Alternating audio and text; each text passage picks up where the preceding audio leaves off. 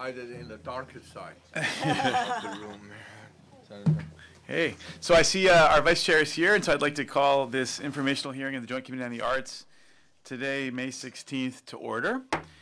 And I want to welcome everyone here and wish them a very good afternoon. Thank you for joining us. I first want to acknowledge today's speakers. I want to thank them for taking the time to testify before our committee, and we very much thank them for the remarks that they will be providing. We appreciate members of the public who are joining us both here in our hearing room and also on live stream. Today's informational hearing, the topic is California Humanities, Building Bridges and Amplifying Voices. And it's going to explore the humanities, what they are, the ways in which they intersect with the arts, how they are changing in a digital age. We're going to be asking such questions as what value do the arts and humanities have in our diverse state? What's their role in a democratic society?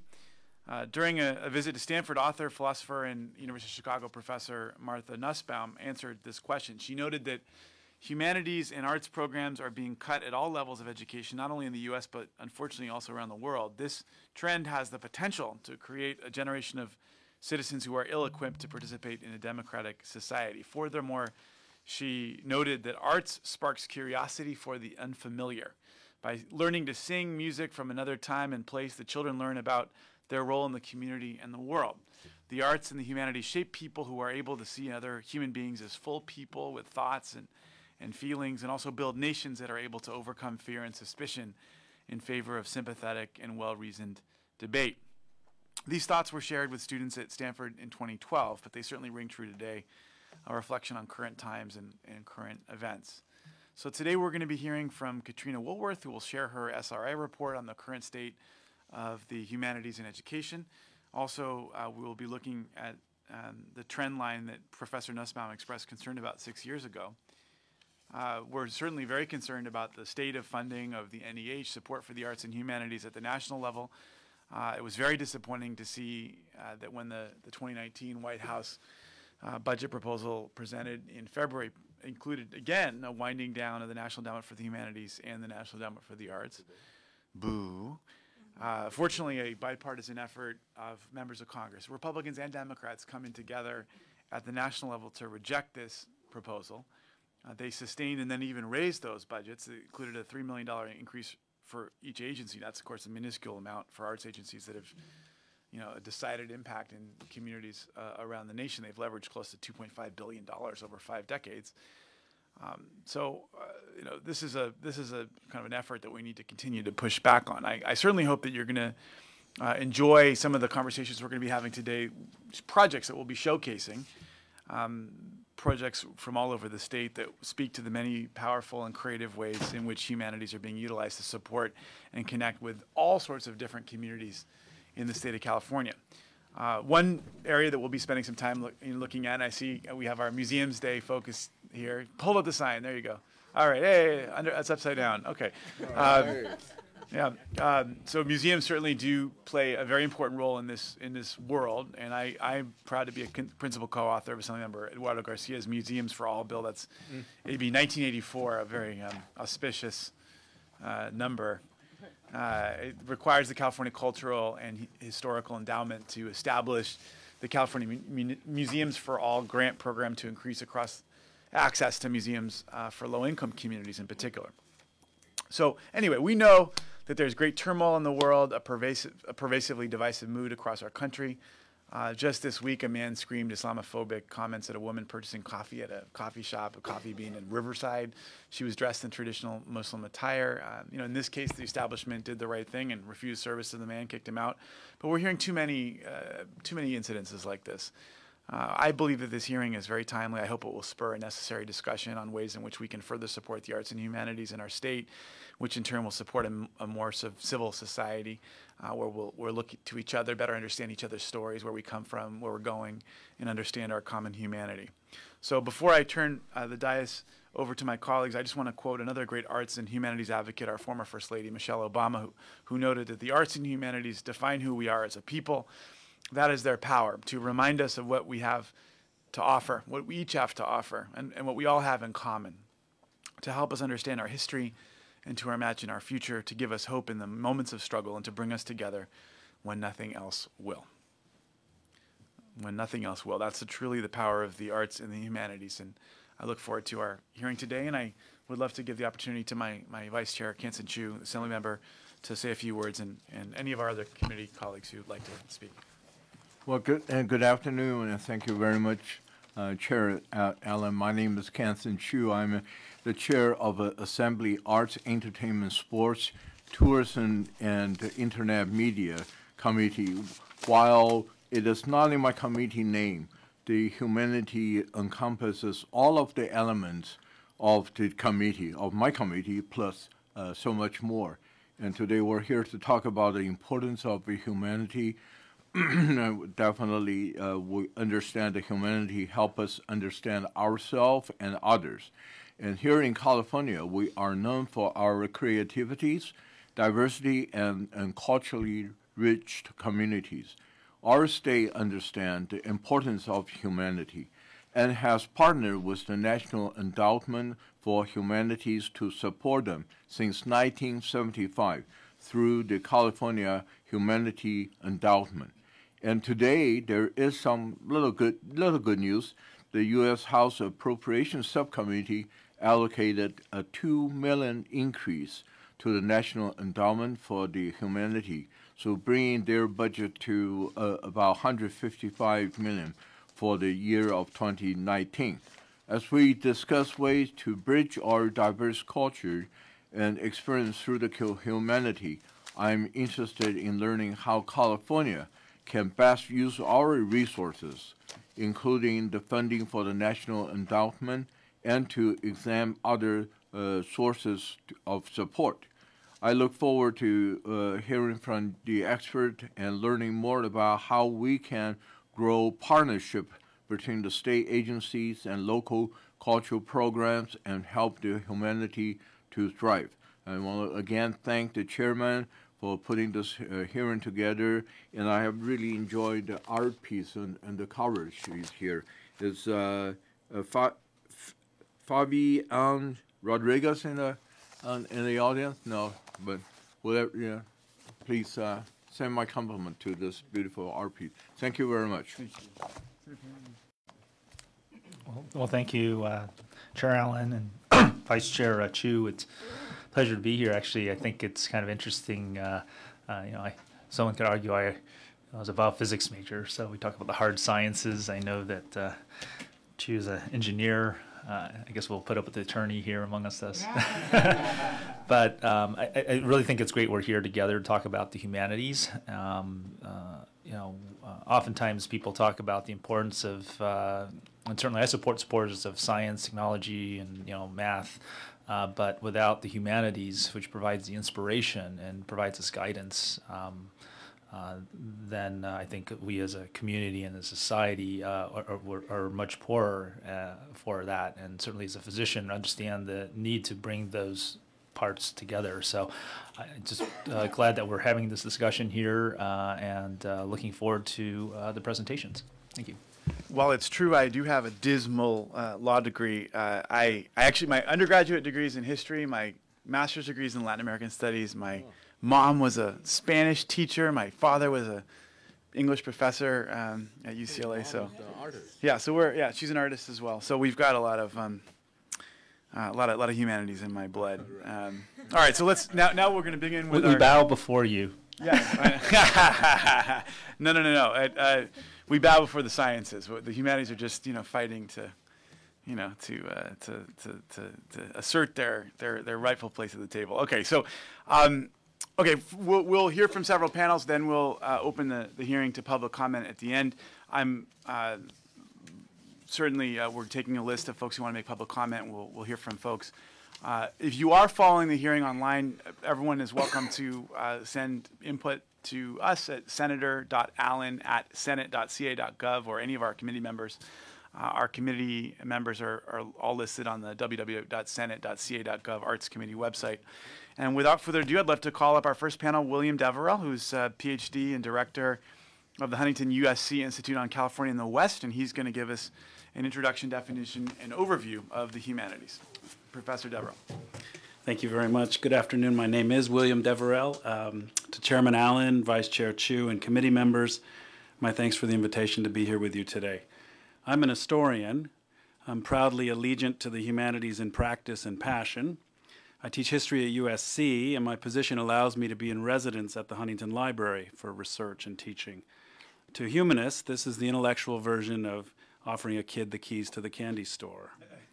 I've served on the board of California Humanities twice. That service has been the most rewarding public work of my career. It's a privilege to work at the seam between the California public and the scholarly world of, in my case, American history, specifically the history of California and the American West. My prompt this afternoon is to define the humanities. It's not an easy question. One answer, one that I'm mostly good with, is that the humanities occupy that sector of knowledge production carved out by a set of disciplinary interests, history, literature, philosophy, and classics among them, as well as cognate fields interpreting texts or art, events and lives, moments and eras. Within the university, we're the fields sandwiched in between the social sciences and the arts. We are the letters in colleges of letters, arts, and sciences. We are the book people.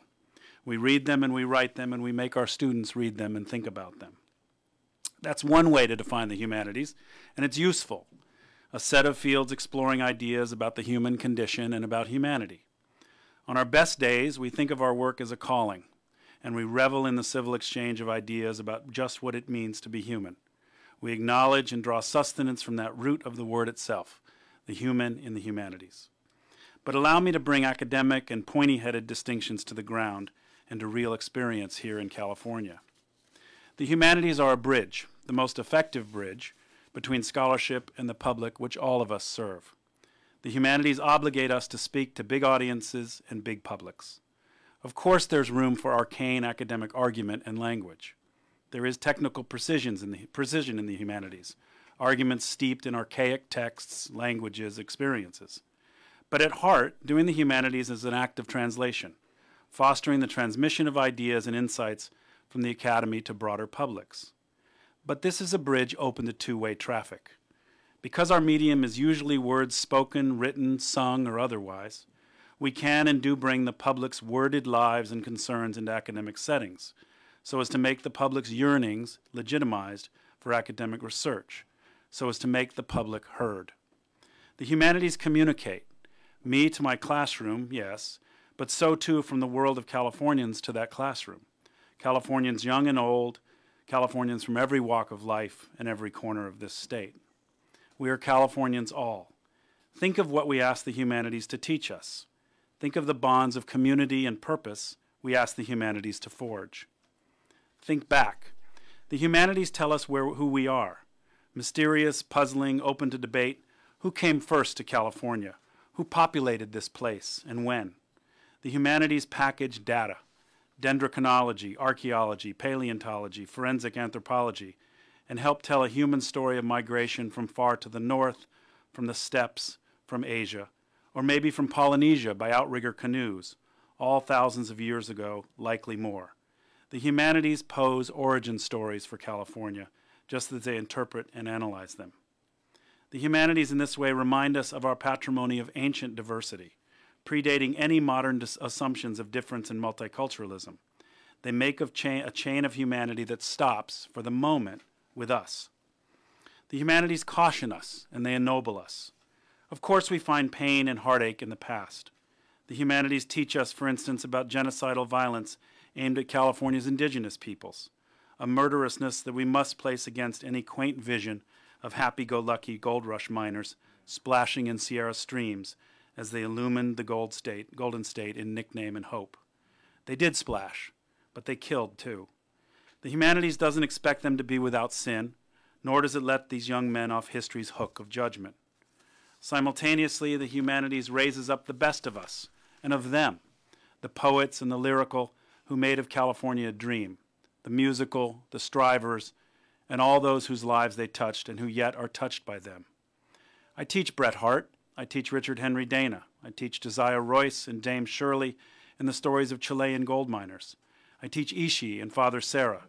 I teach the lives of Mission Indians who learned Spanish and Catholic sacraments, but who made certain that their graves had Indian beads and shells alongside Inquisition-era Catholic prayers as their final send-off because Well, because this life and the afterlife are complicated. The humanities help us see and sometimes unlock that very complexity. The humanities guide my students forward, past the gold rush, under the ways in which California played a critical role in the coming of the American Civil War, under Reconstruction and urbanization, the rise of Los Angeles, war and depression, and more war. We hang out with Woody Guthrie in Los Angeles. We walk with Chavez and Huerta and John Steinbeck. We explore the rise of Nixon and Reagan, of Edmund Brown's Sr. and Jr., of Stanford and Sally Ride, of Joan Didion and Breitbart and Angela Davis and Mario Savio. And we think hard about films and freeways, national parks, earthquakes and fires, crime and punishment, jails and redemption, justice and oppression.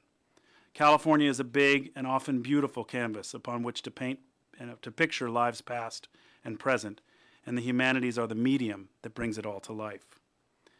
They echo across time and space. They take us from the classroom to the neighborhood, bridging experience and knowledge and audience. The humanities captivate fourth graders making sense of their state, and the humanities listen to those same 10-year-olds when they speak about what it means to be a Californian.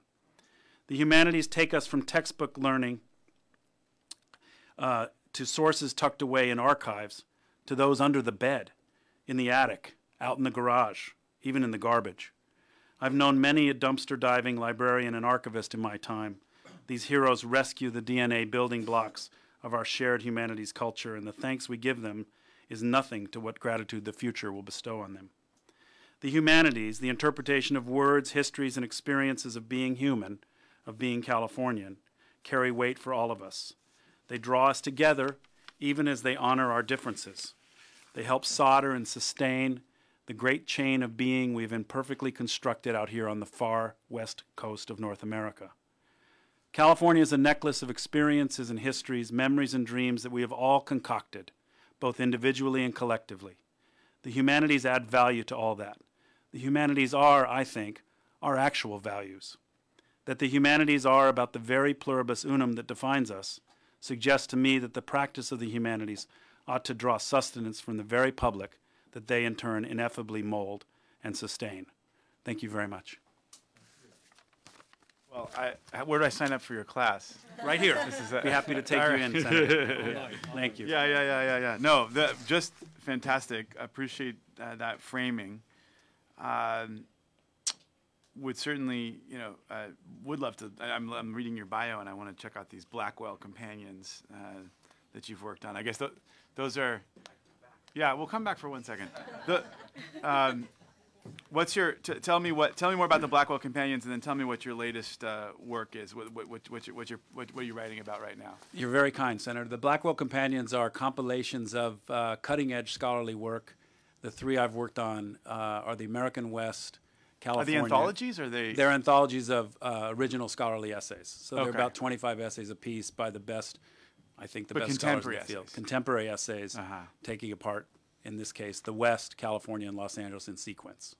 So the next one, I guess, is probably the history of Pasadena or something. I'll take it a little more narrow. Well, and then I spent the first half of today in the State Archives researching a new book about a tragic event in the late 1940s in Southern California, where a little girl tumbled into an abandoned well.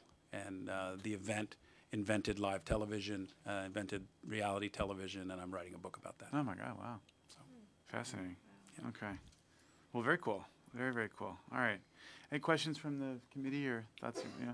Is there anything that you wanted to comment on with regards to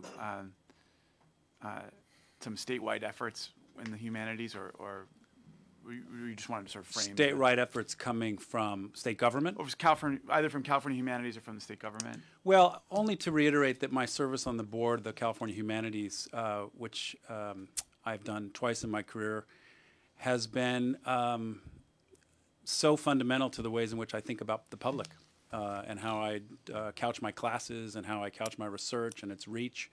So that kind of partnership from the academy into public realms has been not just invigorating, but it's been field-changing for me, profession-changing. So interacting with the incredible diversity of the California public, from school kids on up to folks in senior care facilities and bringing the humanities to them, and also having them inform us about their own perception of the humanities and their own human lives and conditions. It's constantly energizing and invigorating. So Yep. it's powerful. It's emotionally powerful and intellectually Yeah. powerful. We get a little window of that too. I mean, we're just being able to interact with so many people from different cross sections of our society coming up here, so I can very much appreciate that. Well, thank you for Thank you being all here, so much. and thank you for framing our discussion so poignantly. Okay, so the next panel we're going to have to split into two because we only have so much space here. So we're going to start with the following. We're going to start with James Chan, who's producer and director for the Good Medicine Picture Company and did Forever Chinatown. By the way, all the bios are in your packet, and they're wonderful. So I do encourage you to take a look at them. James will be joined by Donté Clark, who's a spoken word artist, community activist, and actor. He was involved with Romeo is Bleeding. And then Chris Brown, not the singer, but Deputy County Librarian of the Santa Clara County Library District, who was involved in the production of War, Inc., and we'll hear a bit about that as well. So let's start with you, James. Thank you so much for being here. Thank you very much, Chairman Allen and Vice Chairman Chu and Assembly members. It's an honor to be here, one, to pull focus on the byproduct of my film and California Humanities, who gave us funding. And Lauren, are we going to play the clip first? Whenever you're ready. Let's do it. Sure. Okay. And this is This is Chinatown, a San teaser Francisco. This is San Francisco, Yeah. Chinatown, yes. Okay, fantastic.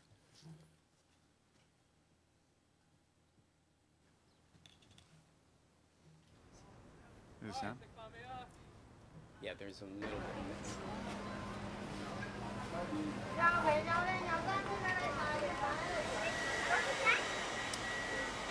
In the last year or year and a half, I have trouble remembering things. I'm getting very forgetful at times, you know. So that's what my problem is. I want to capture my memories. And the only way for me to capture my memories is to make them in 3 dimensions.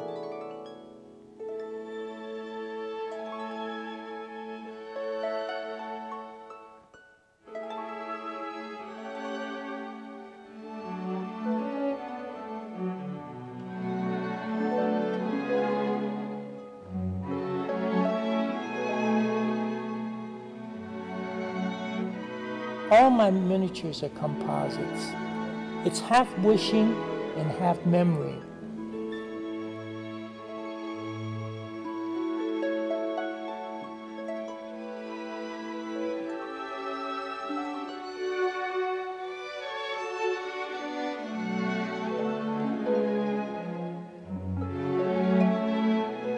Memories get fuzzy and get more beautiful as years go by.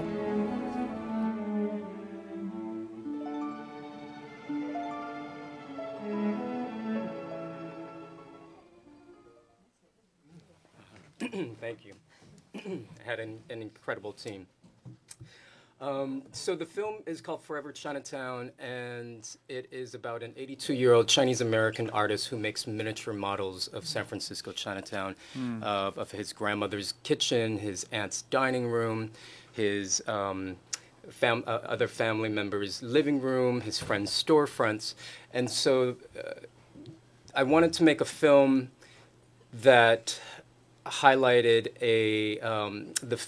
as your memory changes, as you age, your memories fade and your memories change, and map it to a neighborhood that is also experiencing change. And change is inevitable so this film touches on 3 points. It's about the artist, his memory, his artwork, the community of San Francisco Chinatown, and also it speaks about the encroaching redevelopment that's coming in that's going to change this neighborhood. And as I mentioned, change is inevitable, but when a community gets, when redevelopment happens and you displace families, that's when a line needs to be drawn. So this film ultimately I wanted to touch upon that. So I'm going to read a little bit from my director's statement, so a little background of the film. I'm a San Francisco Bay Area filmmaker with roots in China, Vietnam, a refugee camp in Indonesia, and we got sponsored over to the Midwest when I was around 4 or 5. Where in the Midwest? Wanamingo, Minnesota. Oh, cool. It's very similar to Vietnam. Yeah, very similar. It was dead of winter when we arrived from the tropics. You might want to speak to the microphone. Oh, okay. You got it. How's this? Is all right? All right. Great. Oh, okay. Great. So my sensibilities are shaped by my lived experiences of these transitory ideas of home. Through Frank Wong's 7 Chinatown dioramas from the recent film Forever Chinatown, the unrefined single-room occupancy transported viscerally back to my childhood home in the first studio apartment in San Francisco. It's a working-class district called the Tenderloin. And it's an unrefined single-room occupancy, and the sum of my family's belongings fit inside this miniature apartment, and my imagination contracted and expanded within the boundaries of my twin mattress-sized room. It was a hall closet it was a makeshift hall closet room. Through the detailed world of Frank Wong's dioramas, we explore the evolution of a Chinese-American community that is intimately interwoven with the history of its city. Forever Chinatown is a frank state of mind. It is a commentary on the encroaching changes to the neighborhood, and it is my love letter to a beloved community that held my family and my dad in particular. Frank becomes our guide as we journey back with him through his nostalgic visions of his youth, vis-a-vis his artwork in present-day Chinatown. Exquisite as they are, Frank's lavish stories and dioramas are composites of one person's romanticized experiences of places. Because he is human and human memories are fallible, his is just one entry point into the world of Chinatown. And in an effort to show the larger perspective of Chinatown, we end the film on portraits of the community. The film needed to seamlessly weave together 3 equal parts: the contours of the artist's life, the intimacy of his artwork, and the heart and soul of the film Chinatown. I wanted to pull focus on the encroaching change to this historic neighborhood, but also I wanted to pull focus on a few of the Chinatown community members because he is only one story. And so in the end of the film, we get to meet Dorothy, who she's 83 years old. She's born and raised in this alleyway in Chinatown. She's standing in front. I pulled focus on Joshua Chuck, who was recently displaced in a home that he was born and raised in Chinatown. And the main reason for pulling focus on all these is that I wanted to focus on the strength of the threatened community, because I believe they are the human pillars of society. Sure. And so, for me to be here, it's a incredible honor. One, because California Humanities was one of our earliest foundations that gave us funding, and with that, we were able to go into production.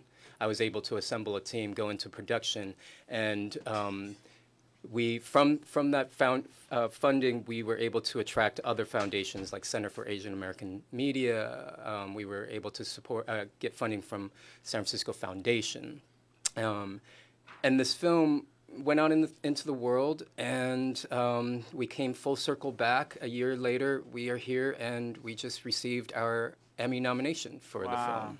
Awesome. And it's not... Thank you. Great, yeah. Thank you. And it's an incredible honor, mainly because it's not just for myself. It is for a validation to the community of Chinatown to say that, yes, your stories matter and your stories need to be preserved. And so for myself as a filmmaker, my tool is through storytelling, through pulling focus and onto the community, and that's how I serve my community. So thank you. Thank you, James. Thank you. Very cool. Very cool. Okay, next we'll hear from Donté. By the way, I should mention Anjanette Mariah Ramey unfortunately had to cancel last minute, so we're not going to be hearing from her, but we do have fantastic group, obviously, and we'll next hear from you, Mr. Clark. Man, good afternoon, good evening. Donté Clark from Richmond, California, and we're gonna leave a short clip trailer of the documentary Romeo is Bleeding. To unmute, I think.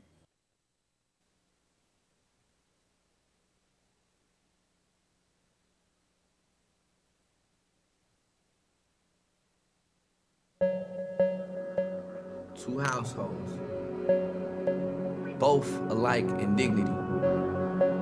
In fair Verona, where we lay our scene. The first time I read Romeo and Juliet, I was like, this is weak. I don't get it. This ain't got nothing to do with my life.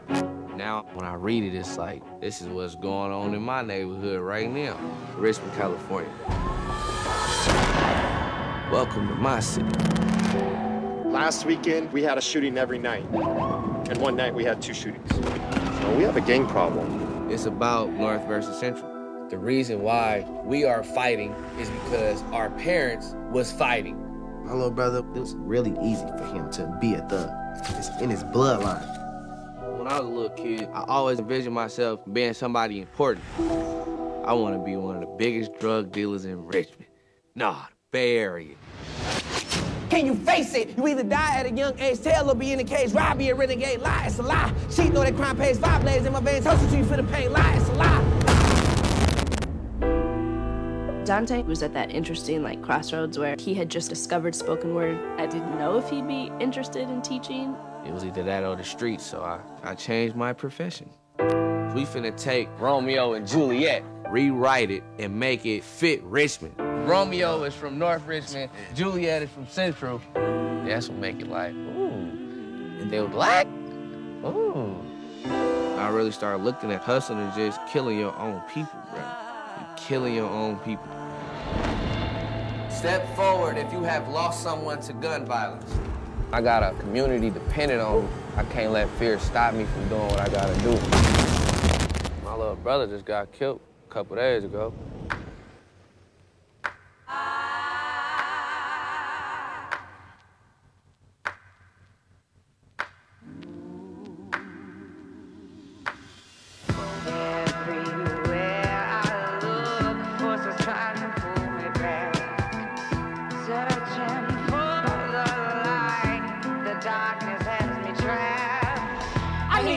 This war zone of torn flesh tonight. Love and Richmond is possible.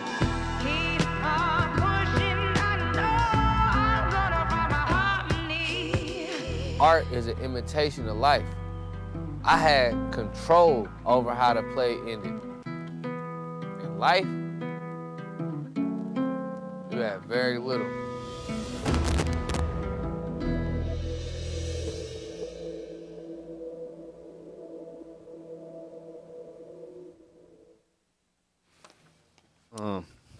There's 2 things that I just wanted to highlight. Building bridges and amplifying voices. So the point of this documentary was back in 2012 with this art organization that I helped co-found called Raw Talent, which stood for Richmond Artists with Talent. We was putting on a lot of spoken word shows for the young people in Richmond that we were serving, because the young people who was coming to me felt comfortable talking to me about their daily problems, but they didn't feel like their voices were being heard in the school, or their parents didn't understand them, or the after-school programs, they didn't have people that reflected them, teaching them the curriculum that the school was enforcing upon them. So they felt comfortable coming to me to talk about the things that they was experiencing day to day outside in the streets of Richmond, California. So we had set aside weekly workshops for them to come talk about it, process it through the process of writing and then performing. So one of the mentors, Ruben Morgan of mine, has suggested that we do Romeo and Juliet, but he was a love of theater. He has a love of theater, so he wanted to do the actual play, Romeo and Juliet. And I told him, it has to make sense to our community in order for people to really relate to it. Because I remember when I was 15 years old, I was introduced to Romeo and Juliet, but I didn't understand the language. It was out of context for me until I saw the video, until I saw Leonardo DiCaprio in this weird little 90s movie playing with these guns instead of swords. And I didn't understand what he was saying, but the context of the visuals helped me relate to that part, because of the guns and the feuding. And so I said I wanted to take this play to talk about the violence that's going on in my neighborhood, because if the teachers would have allowed us to amplify our voices in the classroom and not just force us to read about Verona, if they would have showed in the curriculum how Verona connects to Richmond, California, and this is what's going on between Montague and Capulet, and that's North versus Central, and how can you be a part of solving this problem, a solution, because Romeo and Juliet died. And I know too many people that died in my neighborhood at the time I was going to school at 15, and so is these young people. So the point of that documentary was to talk about what if we can introduce this curriculum to the young folks now, and at the end of our play, our Romeo and Juliet didn't die. And that's what made our curriculum and our play that much powerful, is us saying, like, tonight we choose life. No more of us is going to die, and this is how we envision our future to be. But if we had the resources to do that all the time, then it wouldn't take just one documentary. And I was just thankful that Cal Humanities had the resources to help us not only build that bridge with other communities outside of Richmond, but amplify that voice. And we was able to go to Indonesia this past December, well, 2 Decembers ago, and I was able to go to Indonesia to 4 different cities and talk to them, and they was able to connect to my story all the way over there. I would have never thought that anybody outside of Richmond cared about what was going on with me, but to be able to go to Indonesia for 12 days, and they showed me so much love, and they was impacted by our story, showed me the power of the humanities and the arts when you allow that space to be cultivated. And that's all I wanted to share. Thank you, sir. Thank you. Can you? What's the status? Is the film? It's produced. So the film is already produced. It's already been released this past July. It's on iTunes, Netflix, Google Play, all them other little digitals. But a lot of people feel more comfortable with Netflix, so it's out there. Great, great, great, great. Awesome. Well, fantastic. Really do appreciate that. Thank you. I gotta go watch it. All right, Mr. Brown. Love to hear from you. Pass me that. Clicker. Thank you. Good afternoon, Senator Allen and committee. I'm Chris Brown. I'm the Deputy County Librarian for the Santa Clara County Library District. I'm one of those librarians, as mentioned prior, who dumpster dives for books and stands up for the humanities. And I appreciate being able to come out here today and to share my team's project with you, War Inc. A little bit about the project. Thankfully, most of us don't have to go to war, but for those who served in combat, it's an experience that can isolate and separate them from those who haven't. Many of our veterans have a difficult time coming home and recommitting and integrating into civilian life. And it can be an overwhelming process for veterans struggling to both process their wartime experience and recover from profound losses. Many veterans report deep feelings of alienation and isolation, as well as loss of purpose and clarity for their future. Veterans can feel as though their family, friends, and community don't understand them, their calling to military service, or why they would go to war. Our project sought to address our veterans' feelings in their words, using their tattoos as a gateway to meaningful conversation between veterans and civilians. I was lucky enough to be the project director in 2014 for this exhibit. That's a picture of all 24 veterans from throughout the state. We were able to cover 18 counties in California in terms of who participated. And again, the purpose was to begin a dialogue between civilians and returning vets. And the tattoos served as a catalyst for this dialogue, since the artistic choices by the veterans directly represent their military experiences, capturing emotions that are difficult to talk about, especially in a culture that prizes stoicism. We launched the exhibit in 2014 on Veterans Day and immediately attracted coverage from PBS, the Atlantic, Newsweek, the Washington Post, to name a few. The Post featured War Inc. in a piece that discussed the site as a highly visible part of a national dialogue that ultimately led to the Department of Defense changing their tattoo policy. So in other words, it's an exhibit that actually impacted public policy, the humanities impacting policy. It was humbling to be part of something that played an important impact in that community and helped bring about recognition and support for veterans. I'd like to actually share with you an audio clip from the exhibit. This is from Jeff Slater. Jeff served in the Army. He volunteered for route clearance work, which is an extremely dangerous duty that purposefully causes IED detonation, which he volunteered so that other veterans wouldn't be injured. And this is Jeff Slater. He was like Hurt Locker a little bit. Yeah. Yeah. When I came home, I was. Could you actually turn it up? Intense. What does it say around the top, across the top of his chest? Serenity? Yes. Yeah. So it's up? Okay. Great.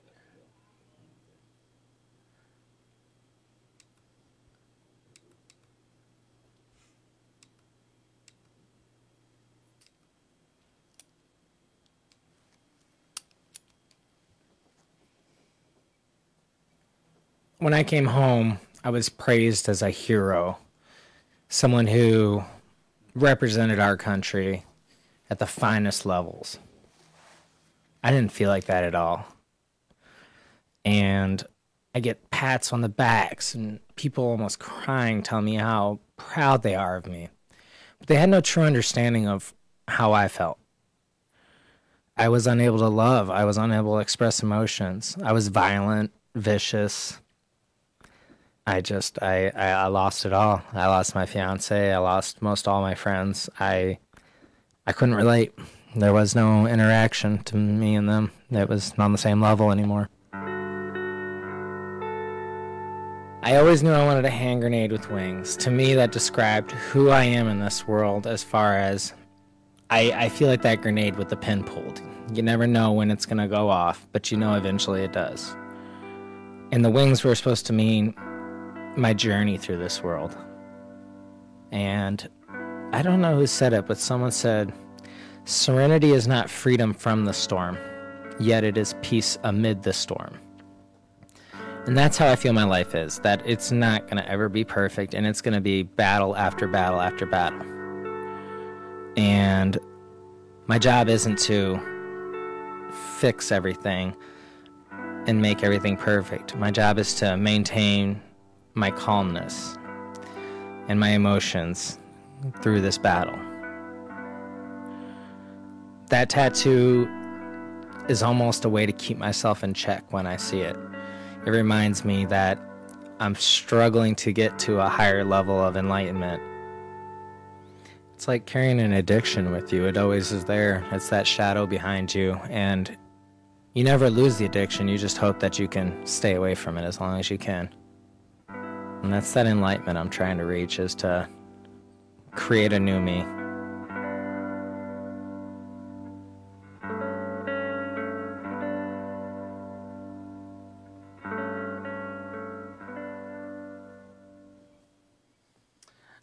We had quite a bit of feedback and outpouring of support for the exhibit. It poured into the website and back to the creative team themselves. One participant who was not part of the project commented that after viewing the site, words cannot describe, this is his quote, words cannot describe the feeling of normalcy my heart has right now. After describing his own tattoo and service, he added, thank you for making me feel normal again. So that's what the humanities can do. I don't have time to go through all the exhibit, but just some of the diversity of participants and different people that were involved. Just want to show you a couple of them.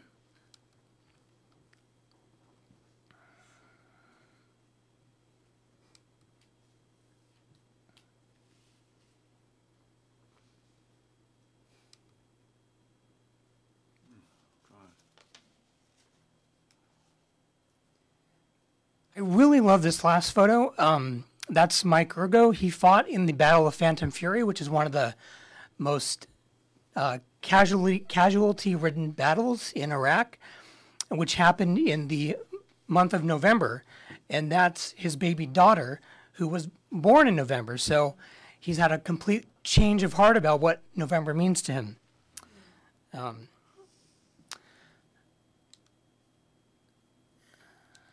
So I spent 4 years on this project working with these veterans, which really ended up becoming more than our original goal for an online exhibit. It really became a community for these veterans and civilians to build friendships and relationships that last to this day. I want to emphasize that the initial grant we got from Cal Humanities really allowed us to pull in resources from all throughout the state. What started as a $10,000 grant due to state library funding and in-kind support turned into a $500,000 project. And I think humanities attract resources and people that want to help because they're about stories that encapsulate what our lives mean.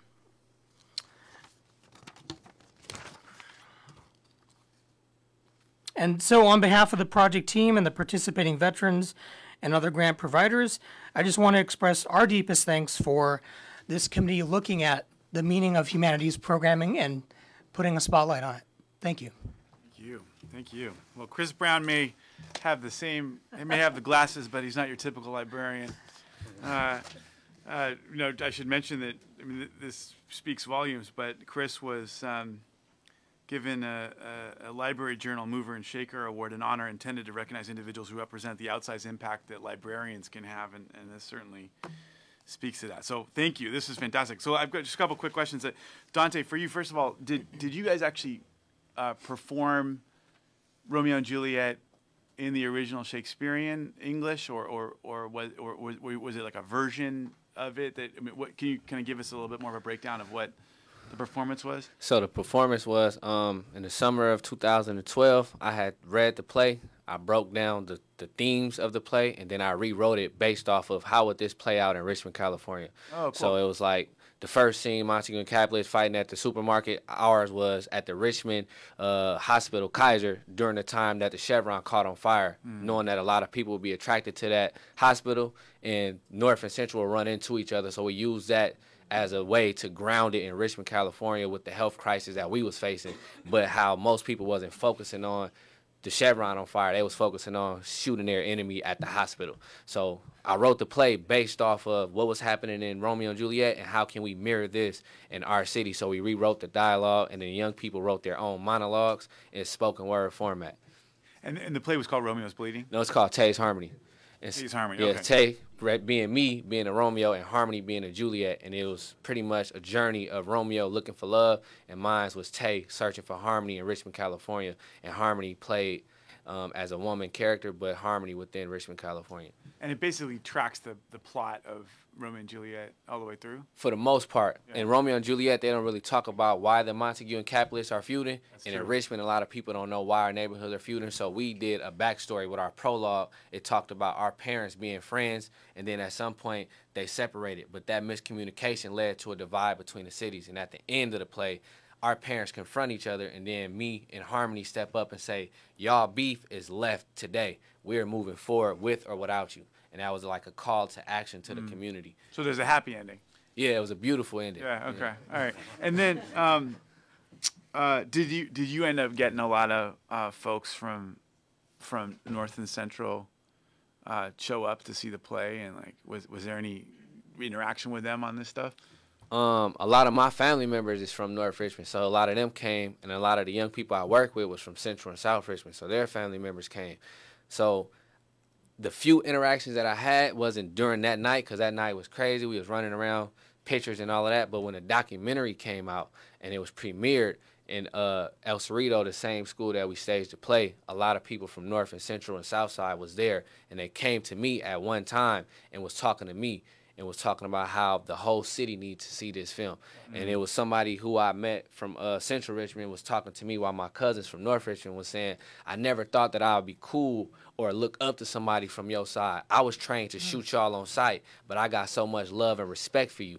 So there's somebody from Central saying that to me in front of my cousins from North and people from South Side standing there witnessing, saying like, I believe him and I agree. So that was a beautiful moment. And then once the film came out on Netflix, I've been getting a lot of social media love and feedback about how this is needed. They appreciate it, and a lot of screenings and classroom visits, and it's been a beautiful experience. And the film is sort of the making of the play? The film just follow us right in the play. And more than just the play, it talks about the history of Richmond, California. Can you guys all tell us what your next projects are going to be? What's next on the plate?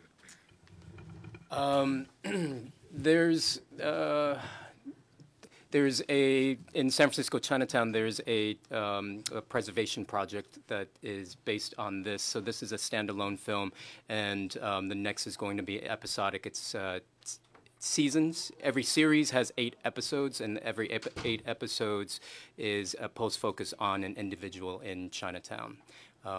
So that's one. So sort of life stories and yeah, and for instance, one story is Penny Wong. She's 93 years old. She was Miss San Francisco Chinatown 1947. Oh, cool. During that time where she was, it was risque to be in a bathing suit for her. She was like, "I'll do it because I'm going to challenge this status quo." And so her swimsuit goes into the museum with next to Ethel Merman. Is that the one of the anyhow? But her story doesn't go end there. When we were interviewing her, she said that her mom died when she was young, around 5. Her dad couldn't take care of her and her twin sisters, and up 3 blocks away from where she lived, there was an Asian women's shelter. And so he took her there with her sister. And so we made a phone call to the Asian women's shelter that's still operating. It's 150 years this year. And they said, we've been looking for her. And we said, well, she's 4 blocks away. And they said, could you put us in contact? And I said, absolutely. And let me ask her. And she said yes. And I said, could we film this? And they said, absolutely, you can film this. So on camera, we caught her reunion with the staff. They had a safe there. In the safe were a box of records. And in that box of records was a big folder. And it was her folder. It had all her records in there. In that folder were letters that her cousins had written her that were never delivered to her because she had moved away. And so 80 years later, she's reading these letters from her cousins, and inside the folder, there was a letter that her dad had handwritten to the staff members while dropping them off at this Asian women's shelter. And she's reading this letter from her dad by saying that, please take care of these girls. These are 2 wonderful twin girls. I can't take care of them. Their mom had recently died. Here's $5 every month that I can bring in for you. And so she never had that closure. She never had that connection with her dad. So that's one of the stories. Yeah. How about you, Chris? Then we'll go to Donté. Well, right now I'm working with a community that has a bit of a gang issue there. Down in Santa Clara County. So it's Gilroy. Actually has one of the largest concentration of identified gang members in Santa Clara County. And so we're looking at doing some programming with those youth. I know tagging and graffiti is a big perceived problem there. I really love the idea of doing some sort of humanities project where we get a chance to look at that thing that's perceived as a blight or a problem and find out, what does it mean? What does that graffiti mean to the people doing it? And what are they trying to say, either for themselves or to others? And what do we not understand about it? All right, what sort of, by the way, we're going to be having a hearing, I think next week, this committee on Tuesday relating to veterans and arts and some of the healing properties and principles. Have you seen some interesting parallels in terms of PTSD, et cetera, between gang members in Gilroy and the veterans who come back from Iraq? I mean, are there some interesting parallels? Or 'cause a lot of people would kind of think of them in very different categories, but I can only speak as I think an audience member. I've definitely heard a couple NPR pieces about people who've grown up in gang areas that they exhibit the same symptoms of PTSD that people who have gone away to war, which is heartbreaking. Yeah. Donté, what's your next project?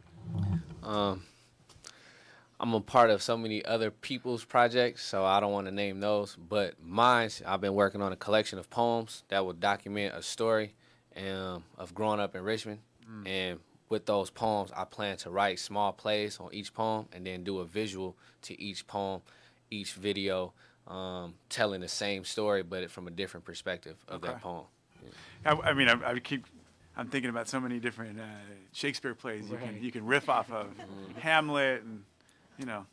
I was suggested to do Othello. Yeah. Yeah. That's not a bad idea. But I don't really know much about Othello, but from what people told me, so. Well, there's a great film that was made of it not too long ago.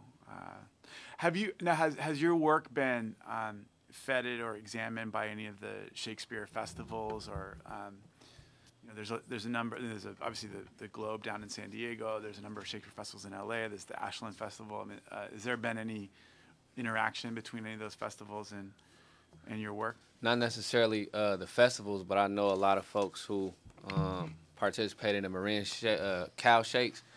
Some of the actors there was like, we should probably do this or stage this here, but that was talk then, so I haven't really pursued it. But yeah, something to think about.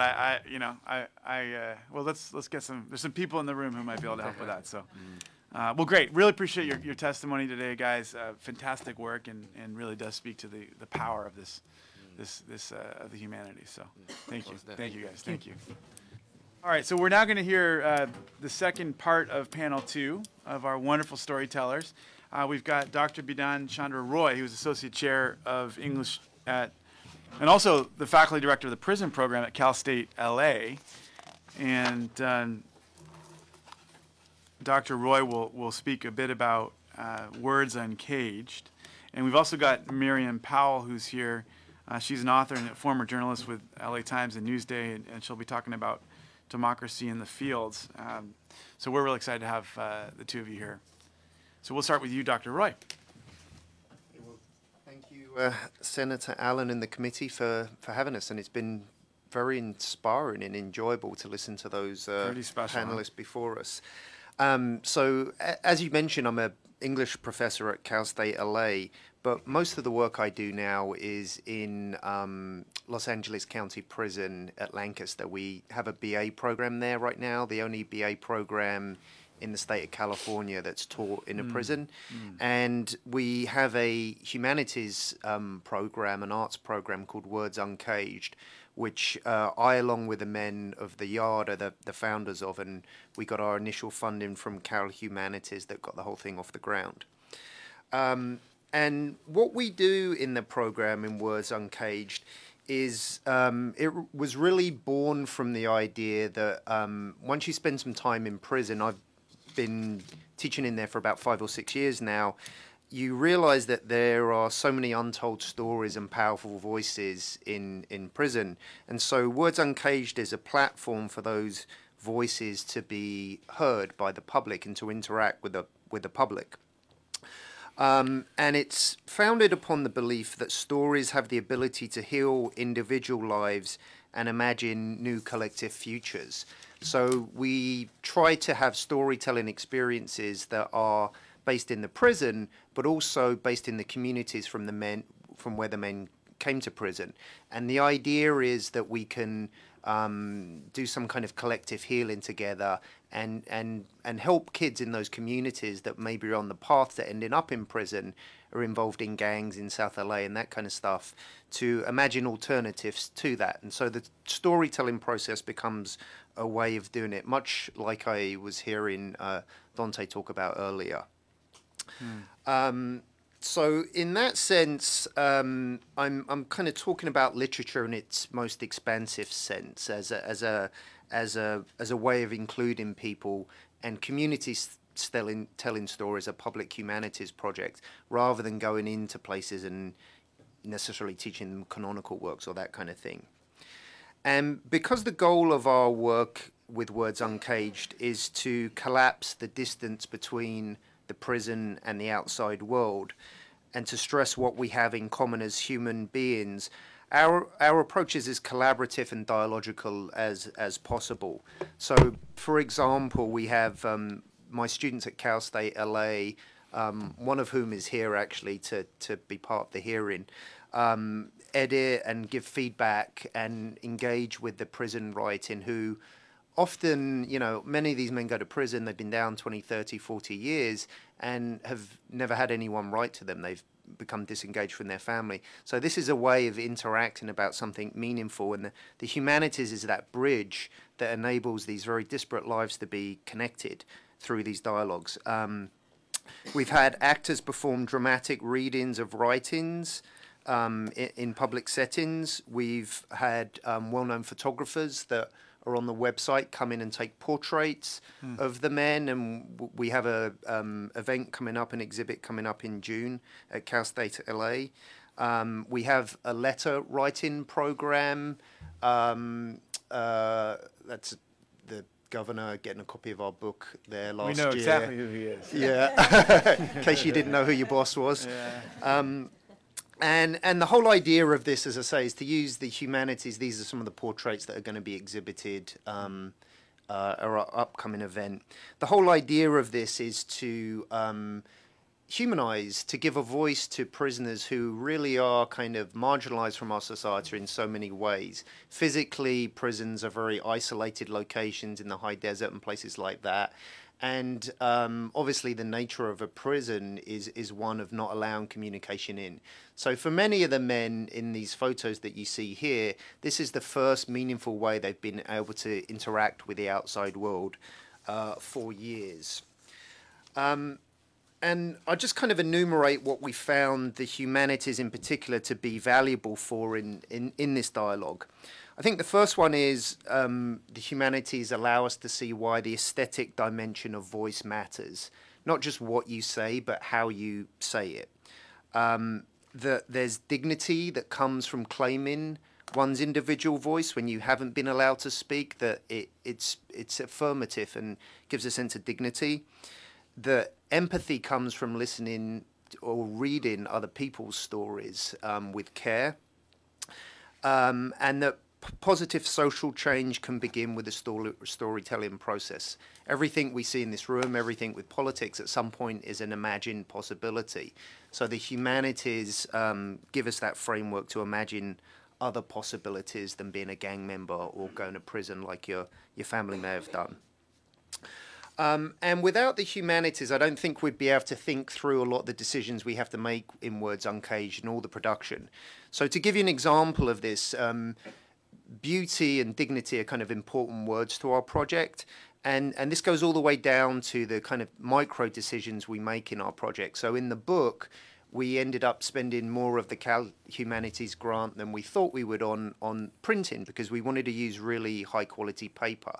Once I took the paper samples into the prison while we were producing the book, you know, many of the Life Without Parole guys had never touched a piece of paper like that before. And so, like, for hours, they're just, you know, touching the paper. And it signaled something to them that their stories, their words that were going to be printed on this are of worth. And so there was kind of human value that came from that decision. So there are numerous kind of decisions we make through the project, such as that. Just to kind of, we sort of brought their faces into the room, but I always feel a little uneasy speaking on behalf of the project, because it's a collective, and the men in prison really co-create it with me as much as me. Obviously, they can't physically be here to speak. So I wanted to read a few of their words of the impact that the program has had on them. And I asked them to write something about what the humanities meant to them in response to this hearing. So this is from Andrew Kickinghorse, who's one of our Native American prisoners at Lancaster. I would like to offer my insight as to why the humanities matter. Too often prisoners are simply disregarded and warehoused without reflection.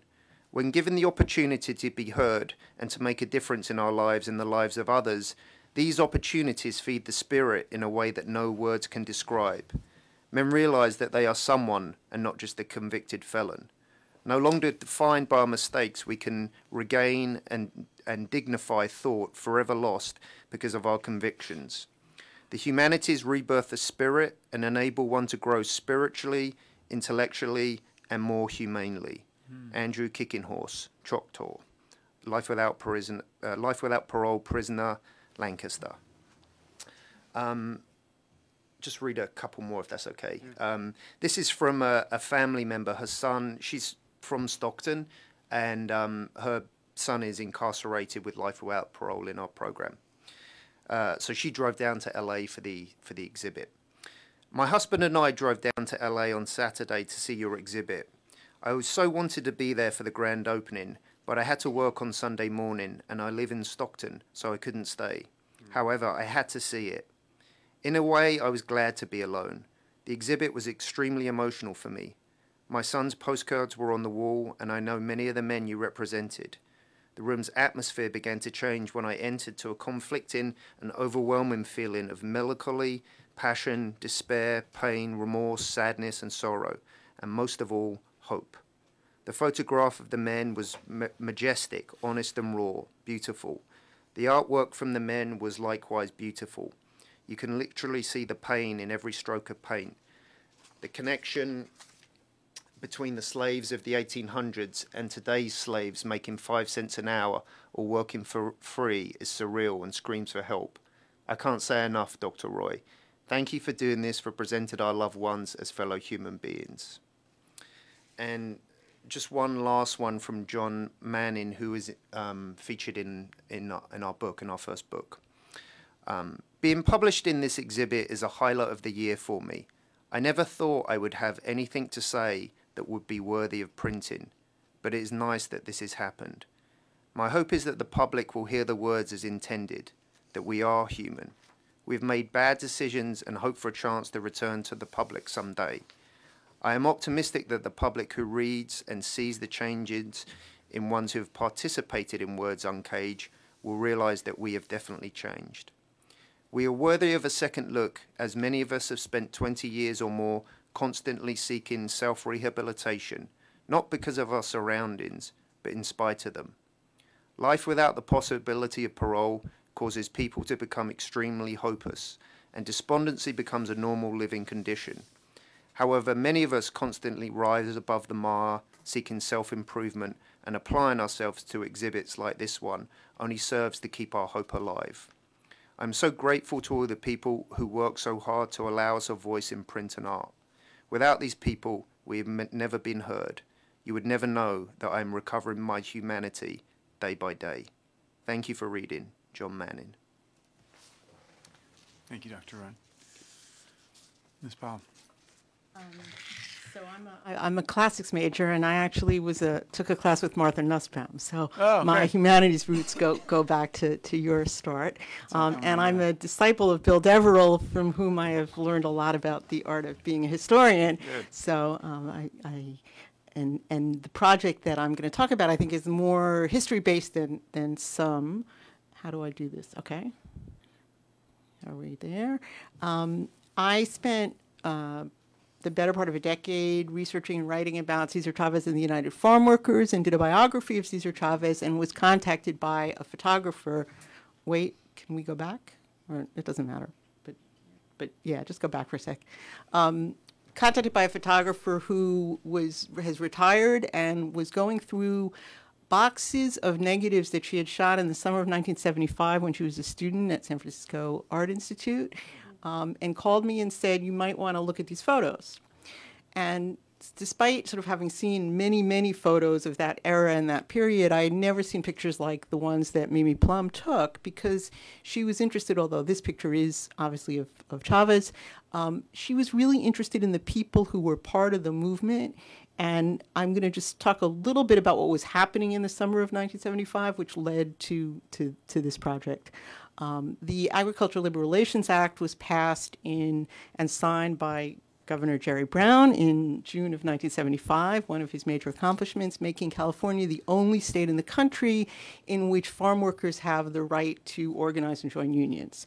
Farm workers are not covered by the National Labor Relations Act. So this unleashed a sort of summer of frenetic activity in terms of getting prepared for these elections, which were going to happen, which had never happened before. And Mimi spent the summer in Salinas following the workers sort of as they got ready. So Mimi's and photographer? She's the photographer, yeah, sorry, Mimi Plum. That's not right. How do I, sorry, can you fix it? All right, you can just advance it. So these are just some of the shots that we are on our website, which we put together as part of this project that was funded by California Humanities. But Cesar Chavez walked from San Diego across or up and down the coast, up the coast, basically, ending in Salinas and then later on in Sacramento and through the Central Valley in order to publicize these elections that were going to take place. So she shot thousands of pictures, and we began to go through them and put together the story of what happened. She didn't have names of people. She didn't know who they were for the most part, I mean, other than the ones who were obviously recognizable, like Chavez and Huerta and so on. But what she captured in a way that I think no one else I have seen did is what this meant to the people who were learning how to organize and being able to exercise their right, stop there for a sec, their rights to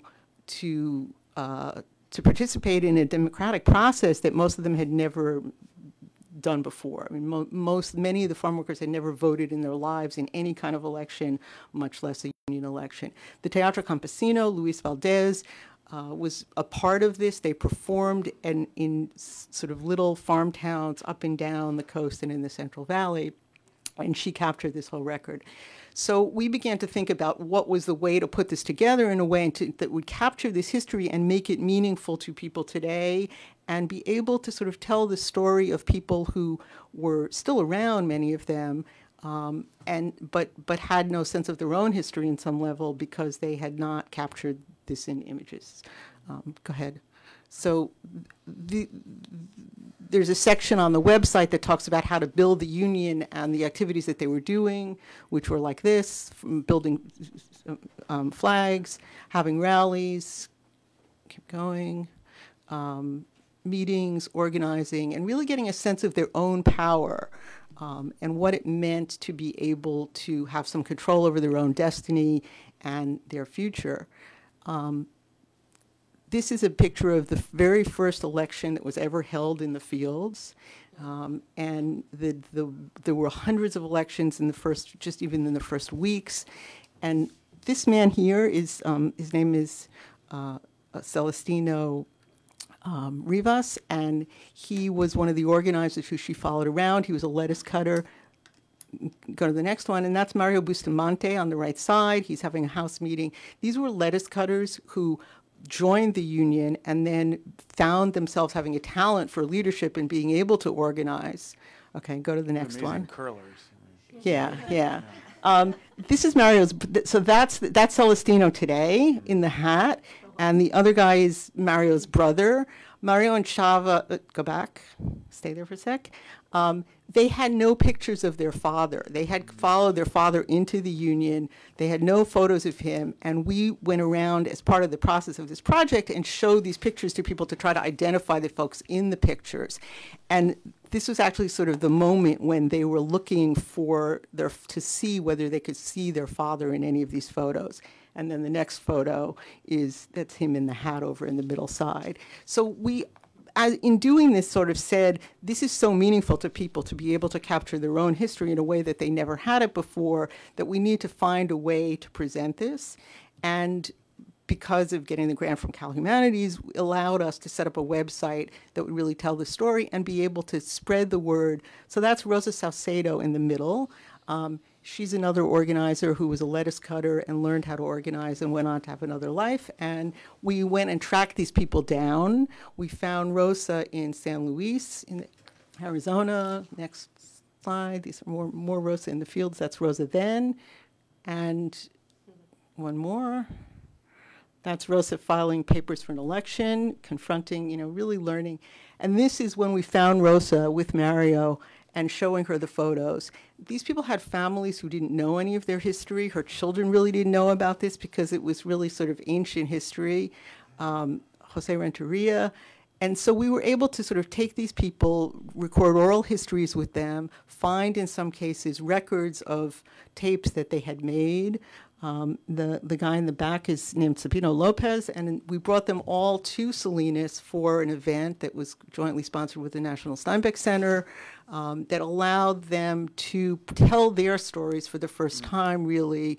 There were several hundred people there. It was a sort of a multi-generational crowd, and there were students there, and it was a way of passing on the history to future generations in a way that is being used now in the schools. So it was an effort to sort of both capture some of the history and tie it to the present in a sense of the oral histories on the site. People talk about the ways in which their lives were changed by this experience and how it enabled them to also move out of the fields in most cases and to learn what sort of organizing and power was about.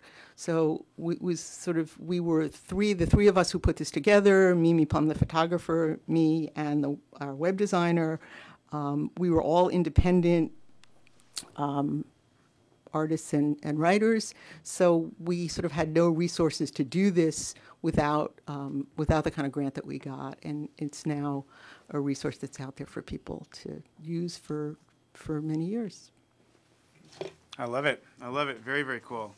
Were you at all involved with this recent Dolores Huerta documentary? I was not. Okay.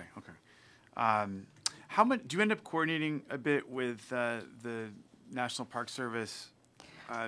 Cesar Chavez National Historic Site. A little bit. I mean, I was involved in some of the. Actually, they were working on that when I was doing the book, and I went around to some of the hearings in the sites and so on. And I'm not involved. There are a couple of historians who've been involved with the Park Service in trying. It's a little bit. The Park Service is doing it in conjunction with the Chavez Foundation. That's how it's set up. So there's sort of some navigation of how that process is going. They're still in the middle of it. Because the site's been in the works for quite some time in Keene. Yeah, I mean, they took over. The site was there before, but it was run by the Chavez Foundation, and it's still sort of run by them. But the Park Service owns the property now, and so they're sort of gradually putting up more informational material and so on. I mean, there were a lot. The National Park Service did a whole survey of historic sites around the state, 40 acres in Delano and Filipino Hall and all that. Right. But that sort of died with the last administration. Okay. That's unfortunate. Yeah, I mean, I keep, I got to watch Manzanar grow. I went there when it was first acquired by the National Park Service, and there was very little there. And then the last time I went, I was so impressed with this extraordinary museum that they'd created, talking about all sorts of difficult issues of free speech and, civil rights and all the issues that were raised by the story of the internment system. And I keep hoping that they'll pull something similar together in Keene. Yeah, I mean, I think it's a little bit more complicated because the terms of the deal are that they are sort of have to do it in conjunction with the family. So there's been some process of negotiation on that because the family has a lot of control over how the story's told. Yeah, interesting. All right. By the way, Dr. Roy, Christopher Isherwood is a important. I see you spent some time working on it. He's from my district. And his longtime partner, Don Picardi, of course, painted the governor's portrait, which you must go see while you're here in the building. He also submitted, so he's got a portrait of Gus Van Sant, My Own Private Idaho, and other films that's currently on display as part of our Senate art collection. So they're an extraordinary story that Don and Christopher. And so it's fantastic. What got you so interested in prison issues? How did you end up? You're the other. There's another wonderful Brit who's working on these issues. a good friend who has been working with Sabra. Yeah, I know. We work together. Okay, so she just got member of the British Empire from Yeah. the Queen herself, Yeah, and I was just at the ceremony at the British Consulate's house, and she's done this extraordinary work on bringing arts and theater into the prisons, and so I'd love to hear your story of how you ended up on this path. Well, I think Sabra and I we were talking about this a couple of weeks ago. I think being brown and British has a lot to do with it. I'm sure Prince Harry's got different views about prisons in California. But it gives you a sense, it gives you an experience of being marginalized when you're growing up and different relationships to structure of power and that kind of thing. So I think theoretically my PhD's in post-colonial studies, so I'd kind of understood the prison system from that perspective. And then biographically how I got involved in this, we started a dog program in the prison, dogs that were going to be killed. I'm involved in dog rescue and pit bull rescue. Dogs that were going to be killed, we essentially started a training and shelter in the prison. And so from that, I started teaching classes about the healing power of having the animals in there. And then, one thing led to another. And then each time I went in, they asked for something different. And we kept building. So now we have a degree in there and a book and all kinds of stuff. I love it. So yeah, that's very cool. How many of the prisoners are availing themselves of the opportunity?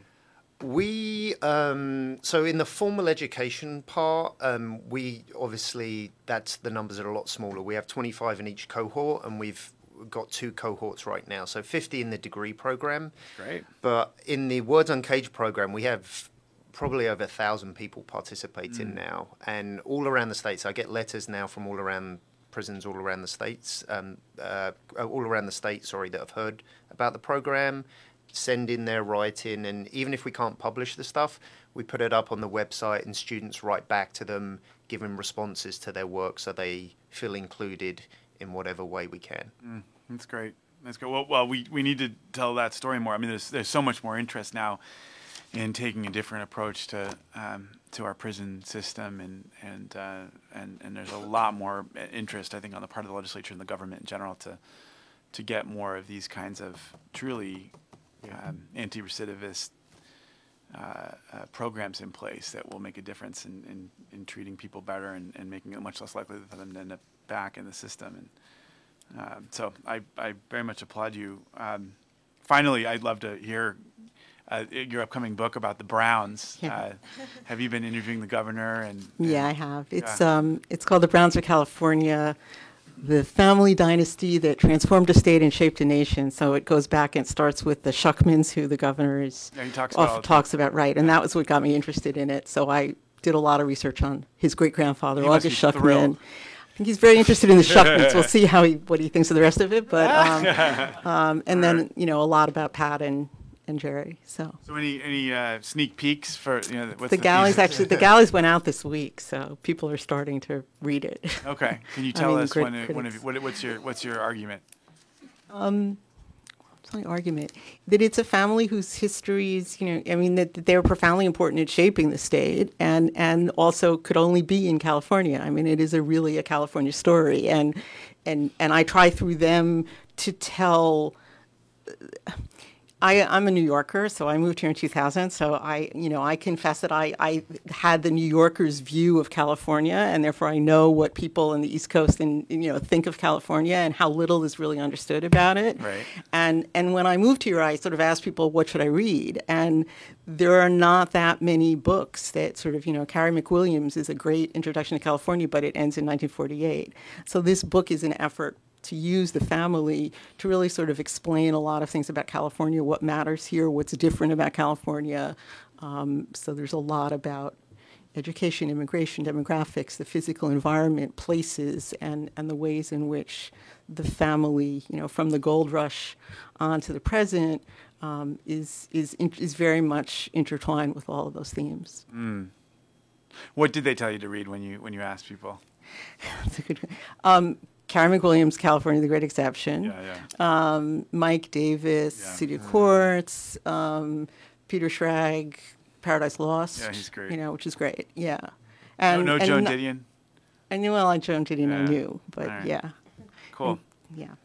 Great. Well, I appreciate it. Very, very interesting. Very interesting stuff. And my father's a Brit, by the way, so it's good to have you here too. So. All right. Thank you guys. Really do appreciate it. Thank you so much. Really fascinating. Fascinating.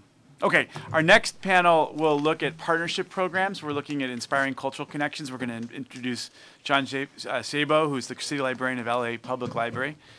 Board member also of California Humanities. We'll have Nina Simon as well, the executive director of the Santa Cruz Museum of Art and History, and Oliver Rosales as well, who is a PhD and a professor of history and faculty coordinator, Social Justice Institute at Bakersfield College, and also a board member of Cal Humanities. So we'll start with you, our city librarian. Indeed. Good afternoon. It's wonderful to be here. A genuine pleasure to speak about the humanities and certainly libraries as well. I do have the great pleasure of being city librarian of Los Angeles, head of the Los Angeles Public Library. And Is that a pleasure or a headache? Oh, it's a great pleasure. No, I All right. absolutely love it. Best job in the world. But every single That was the right answer. Yeah.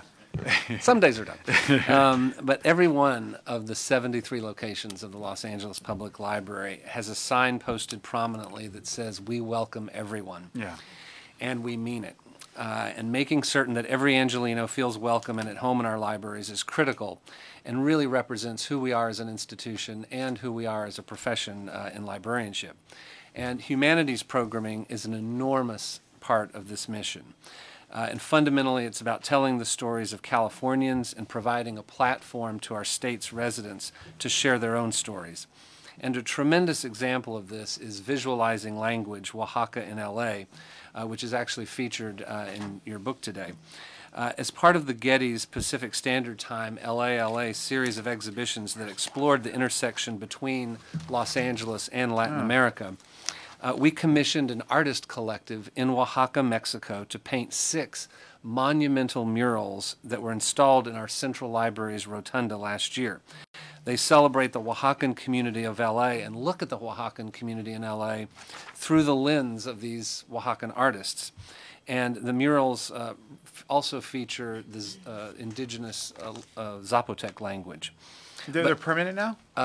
They are up. They were to come down in late January, and we've extended them until August. But they are painted on canvas, and it's absolutely incredible. That's cool. They are incredibly popular and beautiful. But just having the murals in the rotunda there to view wasn't enough. And with the support of California Humanities, we held dozens of programs throughout Los Angeles at our libraries that really celebrated Oaxacan culture, and notably in communities that didn't necessarily have significant Mexican-American populations. So sharing the story of the Oaxacan community throughout the city. And the humanities are an absolutely essential part of all that we do in libraries. Certainly they're part of our physical and virtual collections that we offer, but as importantly, they're an essential part of the major initiatives of our library. And this is really perhaps most evident in one of the most prominent initiatives that we have, and that is serving immigrant communities through our New Americans initiative. And we started this in 2012, focusing on legal permanent residents in LA and helping them naturalize in a program we called Your Path to Citizenship Begins at the Los Angeles Public Library. And the initiative evolved and expanded really beautifully to serve both documented and undocumented residents of our community. And working with community partners, we now provide workshops, citizenship classes, and one-on-one assistance. And having ongoing humanities programs that honor the cultural traditions of our city's residents and tell their stories connects Angelinos to each other, improves cultural competency, and is also strategically important for the library because people will come into our libraries, branches and Central Library for these programs and then learn about all the other great resources that we have, and in many cases introduce the great tradition of public libraries in the U.S. To new Americans. And this is also, of course, the objective of California Humanities Library Innovation Lab, which is a grant program that provides training, support, and resources to a cohort of 10 programming librarians from across the state of California.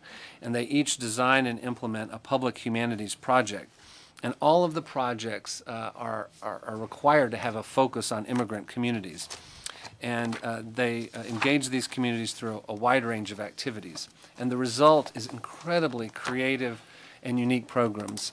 They strengthen ties to community partners, and they're another way to welcome new patrons to the library. And a glance at the current program schedule at my library illustrates the diversity of our humanities programs. And you'll see this in the smallest libraries in the state and the largest as well. But a look at that schedule includes Japanese taiko drumming, South Indian temple dancing, a violin concert featuring the music of Vivaldi and Bach, a lecture on the art of Frida Kahlo, an art exhibit featuring civil rights era photography featuring images of Dr. Martin Luther King during his visits in Los Angeles, a multimedia exploration of Yiddish theater and dance in LA, LGBT history exhibits, and hip-hop and spoken word performances. And I even remember, Senator Allen, when you were at our Will and Ariel Durant Branch Library for an anniversary, we even had a Russian dance performance there. So yeah, even you've seen it, it's there all the time. I've used those moves at weddings. I'm sure. I'm sure. Yeah, quite a few times. It's very helpful. Yeah. But both libraries and the humanities are, as you know, an essential for a vibrant and healthy California. And when they come together, as they do every day in every library across this state, it's really absolute magic. Thank you very much. Thank you. Thank you. Very cool. All right. Thank you. Ms. Simon. Thank you. Good afternoon. I want to speak with you today about a secret superpower of museums and cultural institutions, and it's the power to bridge communities. And I'm using this term not euphemistically, but specifically when we think about how we build social capital in communities. We live in a very divided world and a very divided country, and a lot of people have theorized that one of the core reasons for our divisions is we now live in a world where there are a lot of opportunities to bond with people who share your race, gender, class, identity, and very few opportunities to bridge with people who are truly different from you. Yeah. Museums and cultural institutions have always been great places to bond. We love seeing families enjoy our museum, but we've really decided that our primary focus should be not on bonding, but on bridging, and on being a space where people can form connections with people from different walks of life, different ages, different backgrounds, different experiences. I'm sure you've seen the research on the necessity of bridging communities. When we talk about social cohesion, when we talk about public health, when we talk about public safety, a lot of it comes down to looking at strangers on the street and seeing them as potential friends instead of potential threats. Mm-hmm. And one of the more surprising pieces of research, I think, about bridging is that one of the most effective ways to bridge people from different backgrounds is through creative expression, making something together, and through sharing and celebrating cultural heritage. Because when we make something together, we're getting comfortable, whether it's just passing the scissors and glue or whether it's painting that mural. And when we share stories from our different backgrounds, we start to see those unexpected connections that bring us together in empathy and shared understanding.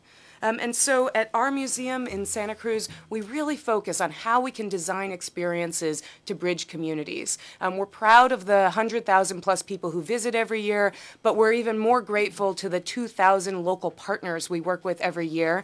Here are just 50 of them, and I look at this picture, I see a librarian, I see a county supervisor, I see a bike messenger, I see a public health worker, I see people reflecting very different communities in our county who are using the museum as a place to build bridges across differences. We design it into the programs, we co-produce with partners, and we physically design it into the space, creating ways to encourage and invite people to meet a stranger in the exhibit, to share stories and reflections on issues like this is an exhibit that's up right now about food security. We've done projects on foster care. This is an exhibition we just opened called CB Scene Ver Servisto. It features over 250 portraits created by people in our community, and they really reflect the diversity of who's in our community in terms of who's on the walls and also who created these pieces. This is a picture from the opening of just a few of the 265 artists involved in this exhibition, meeting each other for the first time through this project, seeing and being seen by different people in our community because of the power of this exhibition.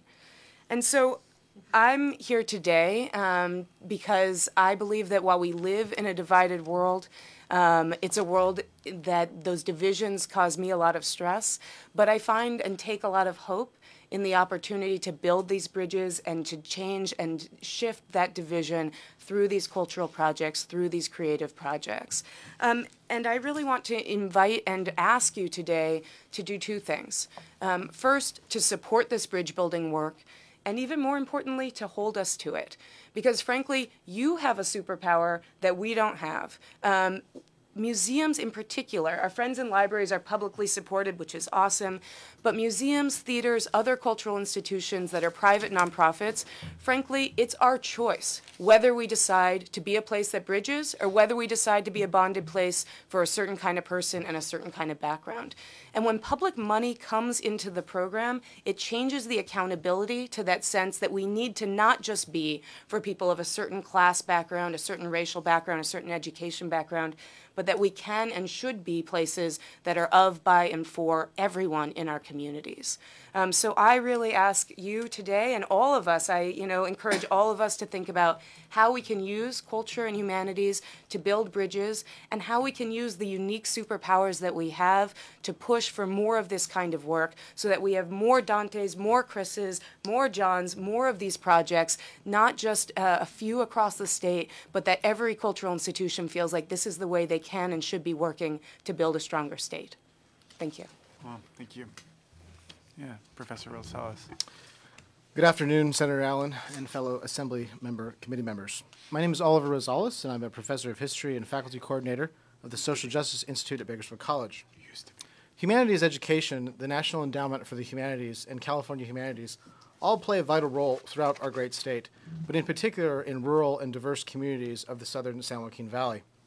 Recently appointed NEH chairman John Parrish Peedy recognizes the importance of expanding access to humanities programs in rural communities, as well as the role of public-private partnerships in expanding access to underserved communities.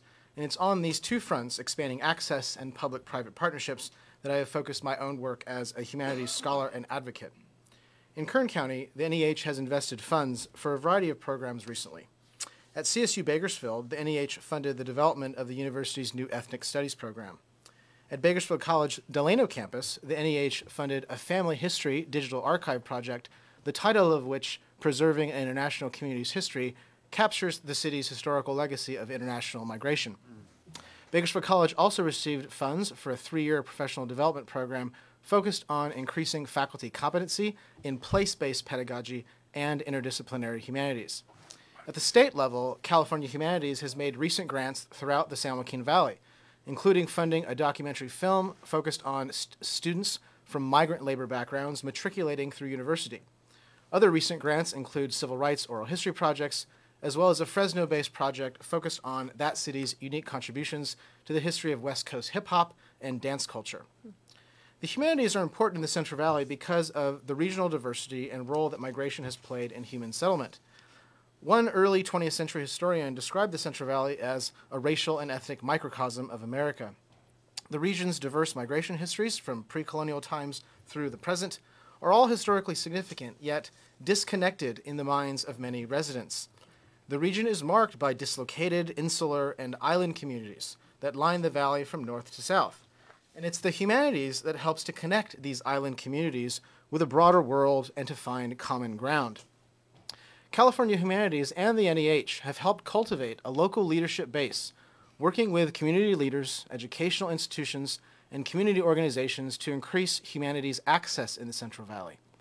Partnerships among and between Bakersfield College, CSU Bakersfield and Fresno, and UC Merced work to ensure that the Central Valley's access to humanities learning experiences is proportional to the rest of the state. Both within and outside the educational system, humanities play a vital role in cultivating habits of mind that promote engaged citizenship, including lifelong learning, intellectual curiosity, media literacy, and cultural empathy.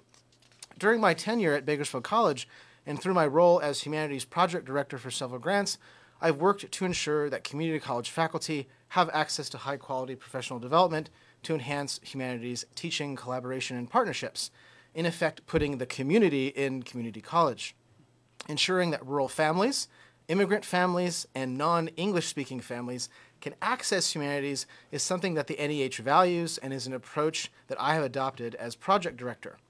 Both are critical to closing achievement gaps that can be seen in higher education and in community colleges in particular.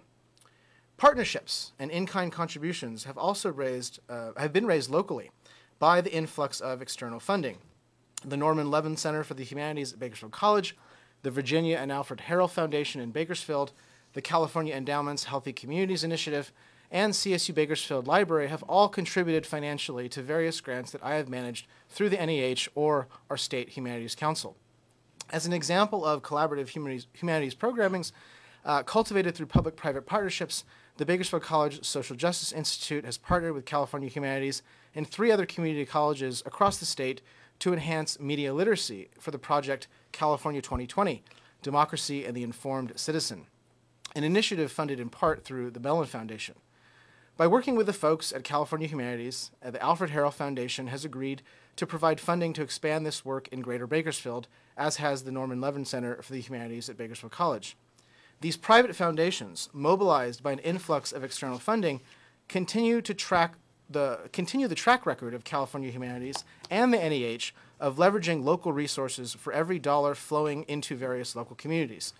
In Bakersfield, the various partners will work with Pulitzer Prize-winning journalists and other state and national media experts to cultivate regional youth voices and media literacy.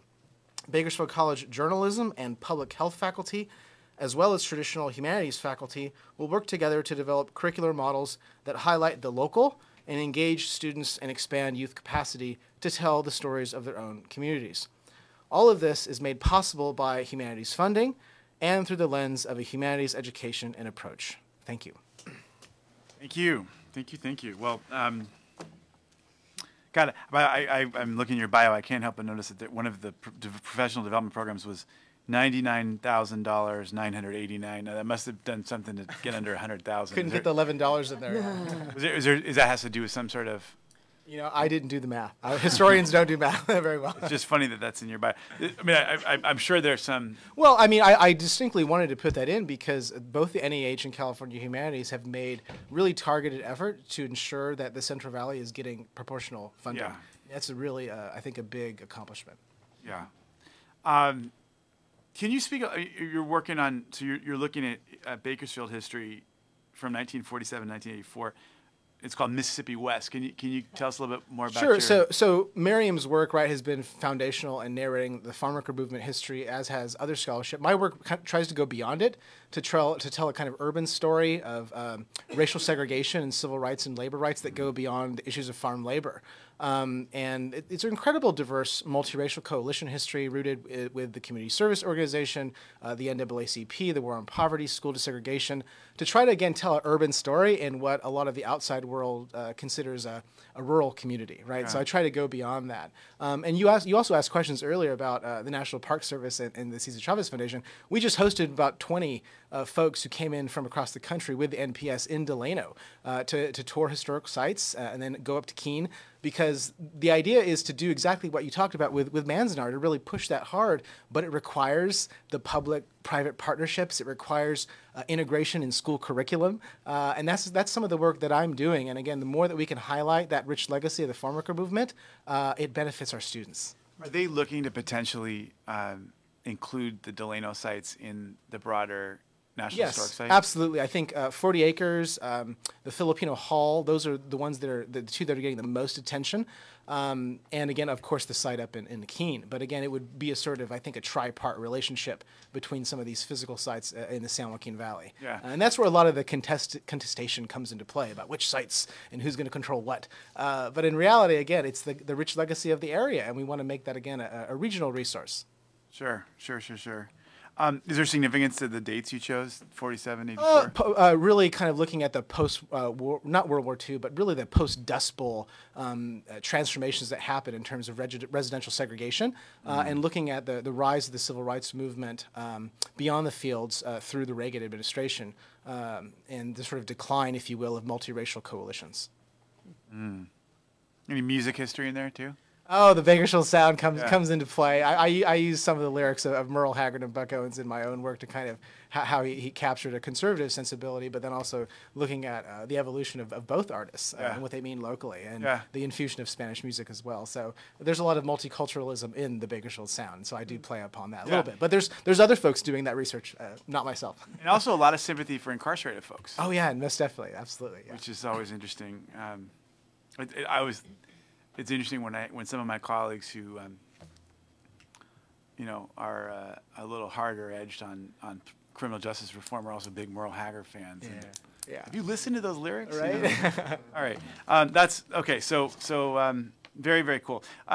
Ms. Simon, can you tell us a little bit more about your books? I mean, your Participatory Museum, Art of Relevance, is this sort of along the lines of what you were describing, trying to make museums in the 21st century more relevant to broader societal educational needs, pedagogical needs, et cetera? Yeah, so globally there are a lot of museums as well as theaters, libraries, parks that are working on how they can invite people to not just be consumers but co-creators.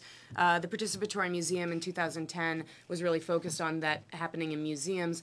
The Art of Relevance, which came out just a couple of years ago, takes a much broader view and actually leads with a story from Manzanar about a man who came out there he didn't have any birth records, and he had an experience of going and engaging with a graduate student archivist there who was able to find within the camp newspaper the very first time he'd ever seen any recognition that he kind of first started to exist in print. And but one of the reasons that story leads the book is, frankly, a lot of cultural institutions are dying because there's a perception that what's happening behind the scenes in the archive isn't relevant to everybody. And I think as we're hearing from all of this testimony today, it is relevant, but it takes these bridge building and amplification projects to change the sense of it's dusty books in a room somewhere to this is living history that's influencing the way we connect with each other and the decisions we make politically.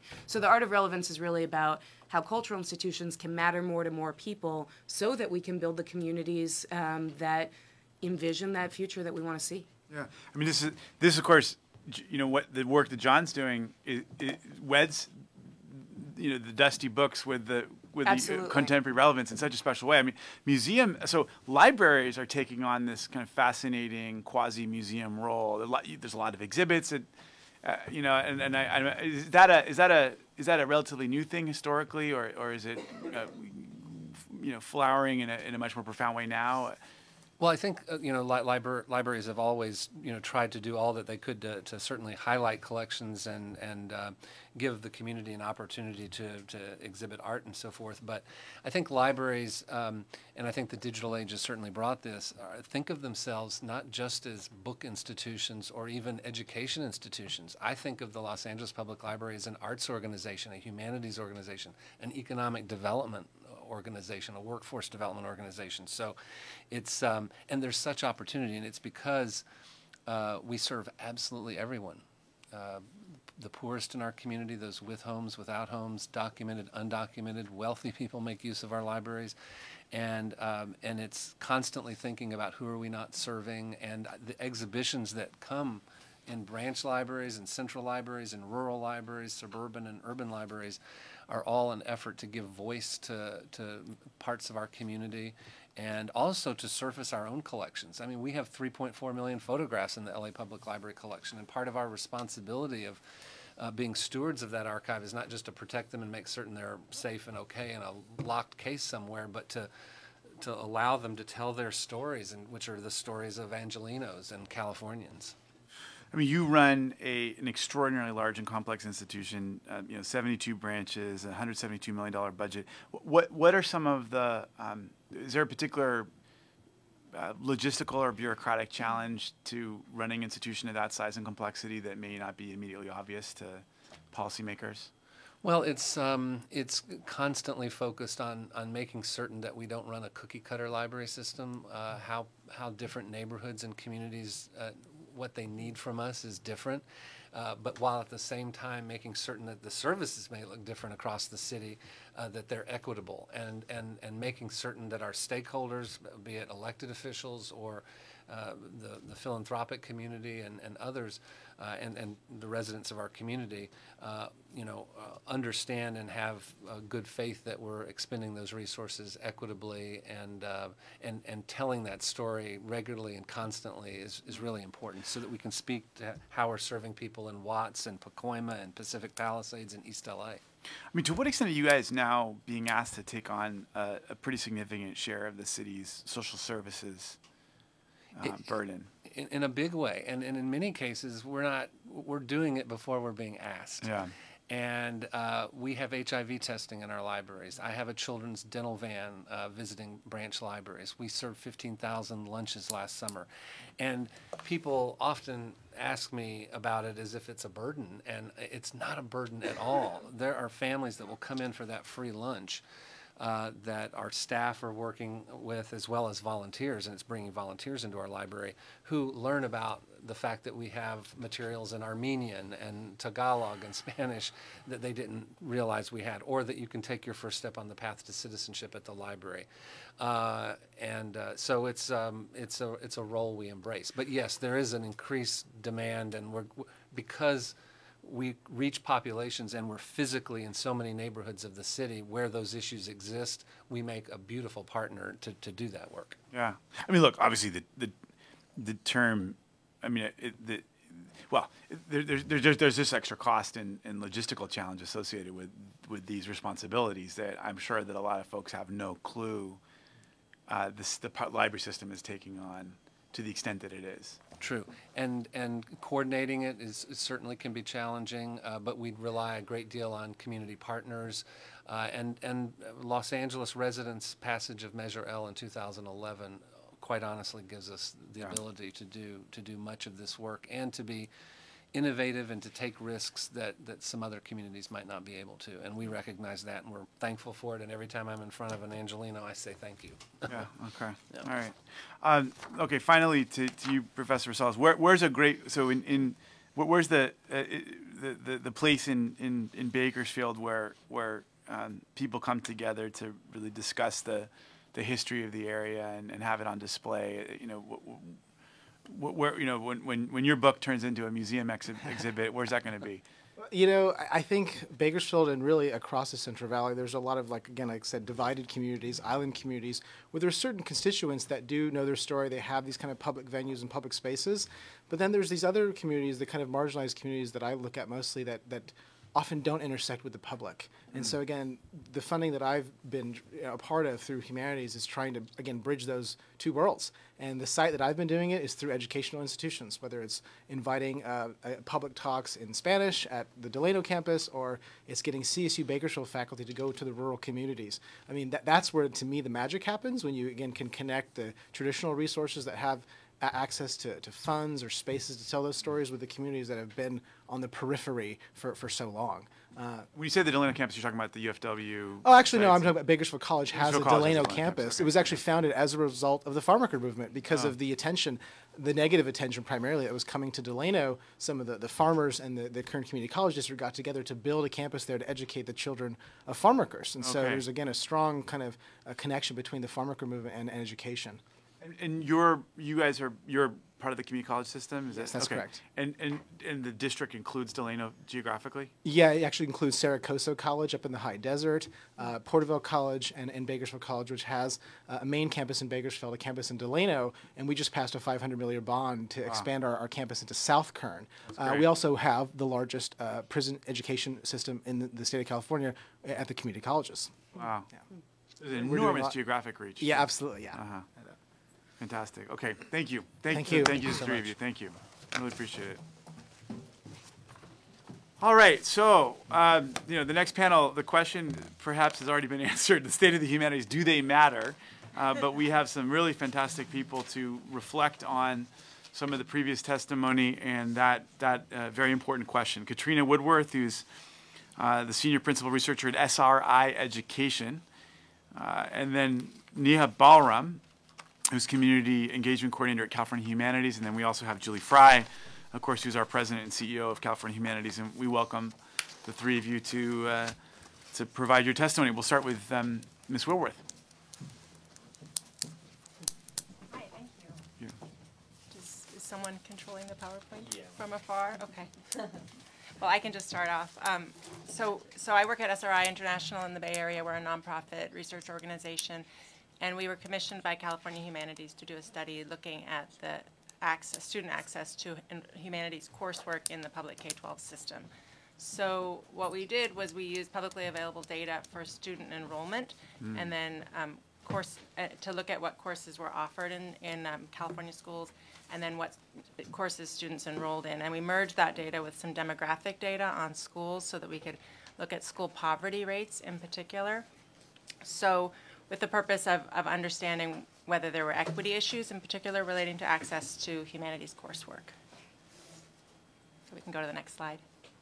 So this is a fairly obvious finding, but that's that California's largest high schools offer more variety of humanities courses than the smallest high schools. So you can see if you look at the English language arts, we divided the schools into quartiles by size. So the littlest schools are in blue and the largest California public high schools are in yellow. So you can see that the largest high schools offer 4 more English language arts courses than the smallest high schools. And that's not surprising. It's something that we know when we debate school size, that you can have more variety of coursework. But it is a question that we got, so I wanted to put that out in front, that yes, in fact, there's more variety in... Though that doesn't necessarily speak to quality and caliber. No. It's just that there's just a more variety of course offerings, yeah. So here's really the main finding. What we ended up doing, so humanities courses include English, history, foreign language, and then the study and theory of the arts. So we included music theory, art history, courses like that. And because all students take English in high school and all students take history in high school, we decided to look at advanced participation in advanced courses and advanced course offerings. And so what this graph tells us is that schools that are in the lowest poverty quartile, so the blue, are much more likely to offer particular advanced courses like AP English, AP US History. This is true if you look at IB courses, and it's true if you look at foreign language courses that are above the minimum requirement. So you can see these significant disparities. The one exception is AP language, AP Spanish language, and that's true. That's offered across the poverty levels of our schools.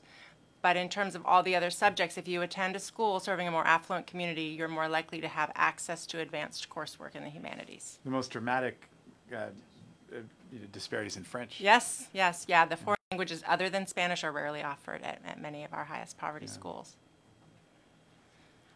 This finding turns our attention to middle school, and it's also a foreign language related finding. So California middle schools that are serving high poverty communities are very unlikely to offer foreign language. So you'll see, I think that number is 28, that only 28% of the middle schools, the 25% of middle schools that serve our highest poverty communities even offer foreign language, versus students that are in our more affluent schools, 72% of those schools are offering foreign language courses in middle school. So that was another big gap, and it's something that we see in our high poverty communities. They just don't have those kinds of course offerings at the middle school level.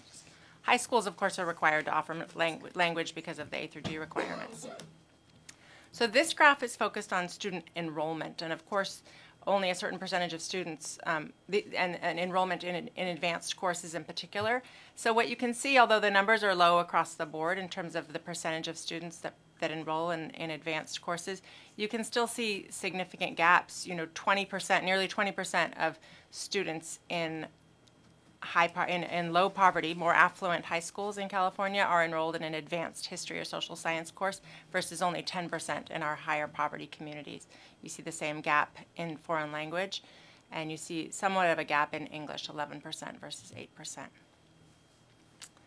And then finally, we looked at gender issues in terms of participation in advanced humanities course, and we see that the majority of students that are enrolled in advanced humanities courses in high school are girls, young women. So it's about 60-40 in terms of the participation in these advanced humanities courses. So I imagine if we had a slide looking at STEM courses, it might look different.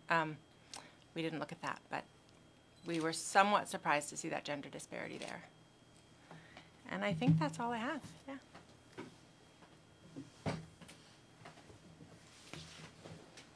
Yeah, I'm not. I mean, were you that surprised to see the gender disparity? Well, I haven't studied gender issues in education personally that much. We do a lot of work looking at the poverty issues. So, no, thinking about it, I guess it's not too surprising. But I do wonder if we would see the same kind of difference if we looked at STEM courses, flipped the other way. Yeah, because, flip. Yeah, I don't know. Yeah.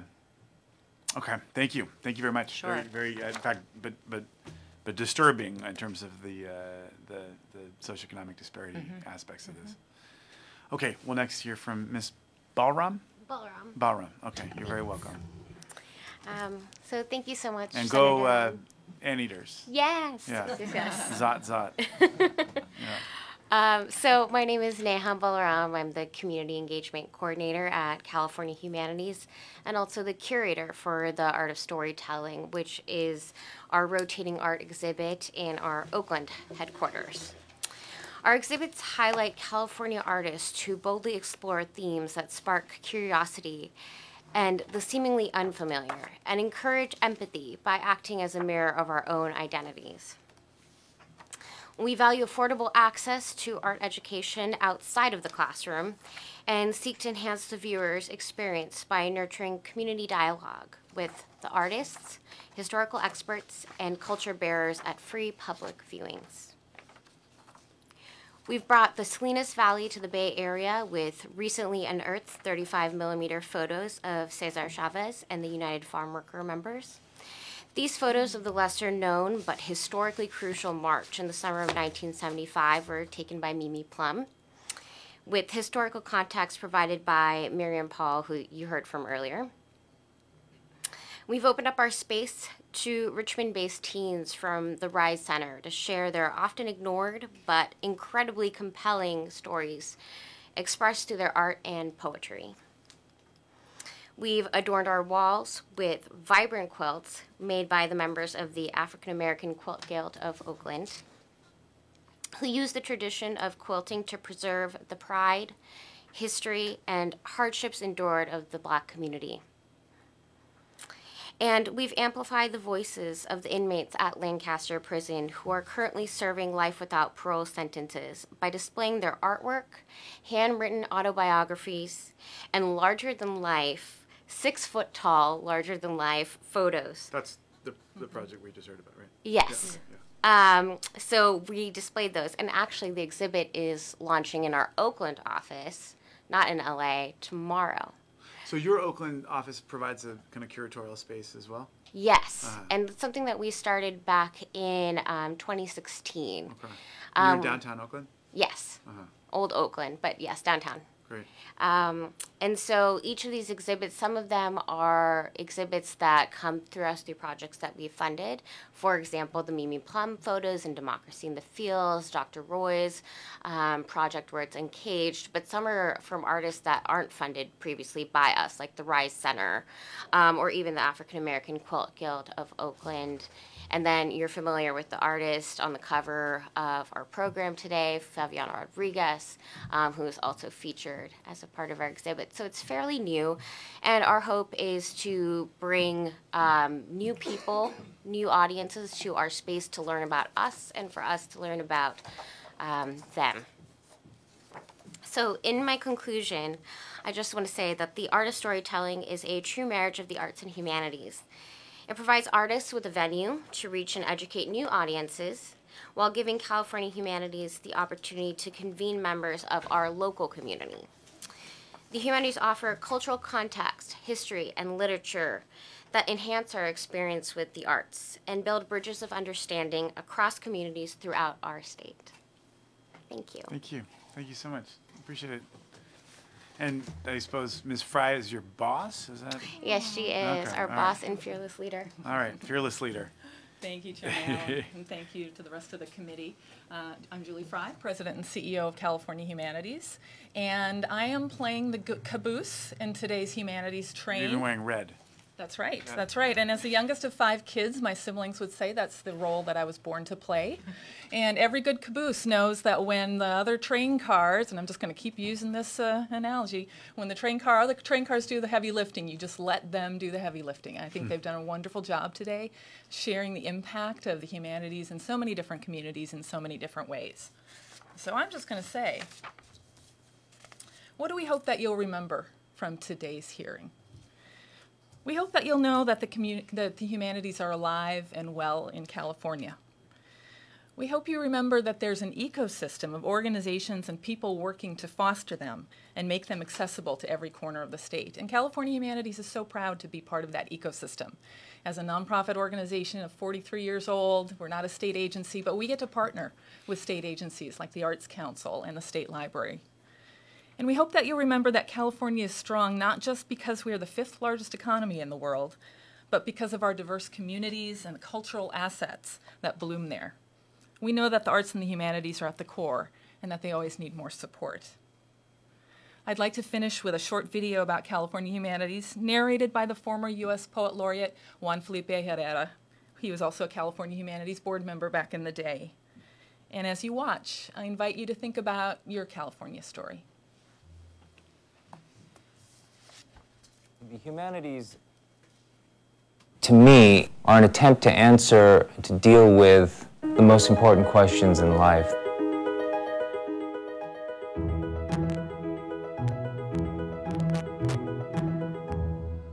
California, a state of almost 40 million people, with millions of stories to share. A state of writers, filmmakers, storytellers, and artists. A state of innovators and thinkers. A state of open mind. For over 40 years, California Humanities has helped give voice to voices seldom heard. Through grants and special programs that reach into every corner of our state, we help tell the stories of California, your stories. The humanities are central to who we are. They enlighten, inspire, educate, provoke thought, and help us exchange ideas. They expand our empathy by encouraging us to express unique perspectives. They help make our democracy stronger. The humanities teach critical thinking, power of curiosity, and the joy of discovery that help us understand and value what we have in common, rather than what divides us.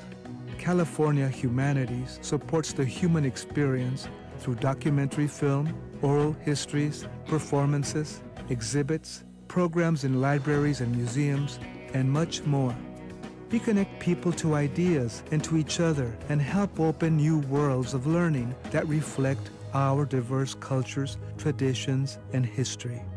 Humanities matter because it is the oldest way that humanity has understood life. It is the search for understanding. At California Humanities, we work to amplify the voices that help us understand each other to build a better California. It's that simple and that important. Thoughts and ideas are never complete. There is always room for more. The next one is up to you. What is your California story? We invite you to join us at calhum.org.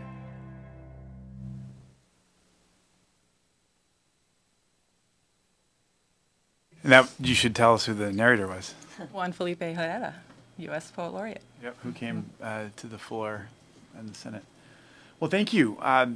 Really can't agree with you more about how the case was made. Could you just describe a little bit about what the structure is of California Humanities? It's different than the Arts Council. What's the relationship with the state government? You played this kind of coordinating role, it seems, and recipient of NEH grants, but it's a different kind of relationship. And can you talk a little about the history of that relationship? Yeah, absolutely. And we're a private nonprofit, so we are not and never have been a state agency. And back in 43 years ago, when the state arts councils and the state humanities councils were being created across the country, there was a decision made that the arts councils would be state agencies and that the humanities councils would be nonprofits. This decision was made at what level? This was made at the federal government level. Yeah. Why? And so it's the same across in every state. Why? Why? Well, there's a really long paper about that I can send to you. And to be honest, it's I think an interesting checks and balances with the state arts councils and the state humanities councils. We do have gubernatorial appointees to our board, so up to 25% of our board is made up of people that have been appointed by the governor. And the rest? A normal nonprofit nomination process. Yeah, and so we don't receive state funding, but we do partner with other state agencies. We've done public programs with the California Arts Councils. We have done some funding partnerships with the state library. We're working with universities and community colleges on youth programs. And we belong to something called the Cultural Cabinet, which is all of the state agencies that are interested in working in culture and heritage, and we're one of the few nonprofit members along with the California Historical Society. Can you talk a little about your relationship with the NEH? I mean, So the NEH is our primary funder. Let me just say that up front. And we are what is called one of their state partners. So there are 56 state councils around the country. They include some of the islands, et cetera. And we all receive funding according to a formula from the NEH, and we implement programs in our own state in the way that we want to, but we report to the NEH and we look for ways of collaborating with them and with our other state humanity council partners. And how has that relationship evolved over the last 20 years? I can only speak to the last 3.5. Okay. I would think. Was there a big? I mean, have things been kind of pretty steady with the change in administration? I understand that the president's tried to zero out the budgeting, but in terms of the management of the organization and its relationship with an institution like yours, has that been pretty steady from before the changeover to now? Yeah, and just to put some historical perspective on it as well, there have always been, over time, questions of whether to continue to support these cultural agencies at the federal level. This isn't the first time that this has happened. Yeah. And so I think it's something that we're always prepared for, which is one of the reasons that we're always looking for other sources of funding, because we know that at some point maybe it will happen. But we've really been proud of our relationship with the National Endowment for the Humanities. We think it's really important to have a public-private approach to the work that we're doing and the support that we receive. And we are very proud to be part of such a large coalition. I think there's a critical mass of humanities work that's been happening at the federal level and at the state level across the country. And the fact that some federal money comes to grantees from the NEH directly is also something that we think is really wonderful. It's multiple ways of supporting the humanities in California. Okay. Do you want to talk a little bit about some of the partnership opportunities that you see with state agencies? What exists currently and where you'd like to see some of those relationships grow?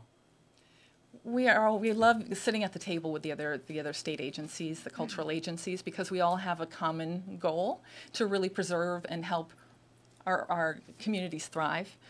We also want to partner more with education organizations, schools, universities. We do that in a more informal way, and we'd like to be much more intentional about that, which is why we've worked with Katie and are looking at what really is happening and not happening at the education level with the humanities. Mm-hmm. Is there a particular partnership that you have that kind of exemplifies that spirit? I mean, with another state agency, some project or? I've always felt that the work that we've done with the California Arts Council has been critical. Not only how we share the idea that the arts really express the humanities, right? So we really are hand in glove in terms of what we're trying to achieve, but also just in recognizing the importance of arts education and humanities education. I'll just keep coming back to that. I think the children are our future, and I think the Arts Council really shares that belief with us. Mm-hmm. Yeah.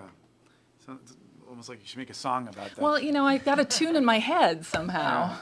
Well, and I was just mentioning to Lauren, maybe we should look into changing the name of the committee to the Joint Committee on the Arts and Humanities. So we'll that might be an interesting thing for us. Can I vote yes on that? Do I get a vote? So, Katrina, do you know how your data compares to other states around the country? I don't. We weren't able to do a national comparison. I mean, those kinds of equity issues are typical, unfortunately, across the country. So I wouldn't be surprised that they would be similar. Okay.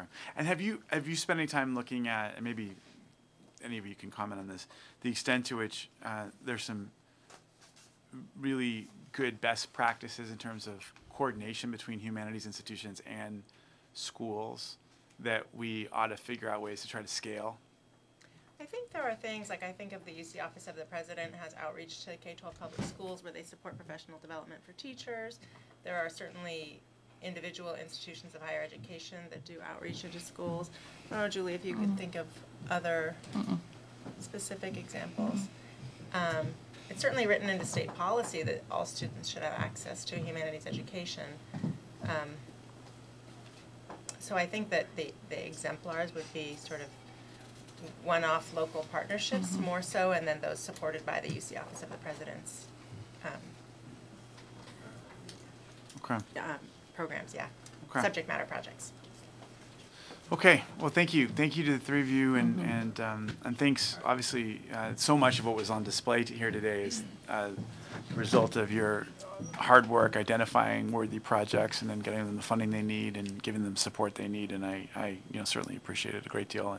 And also, I just want to thank Julie and everyone from California Humanities for coordinating with our fantastic consultant, Lauren Pizer-Mains, and obviously the staff on the Assembly side too, who worked really hard to pull this hearing together and make sure that we're highlighting these stories. And unfortunately, everything is being recorded and live streamed. It's a tough day. I've been trying to get my colleagues to come down to get a little taste of all of this, but we've got the Rules Committee meeting and Budget's been meeting, and so I said, well, you can stay in budget as long as you fund arts and humanities. So thank you.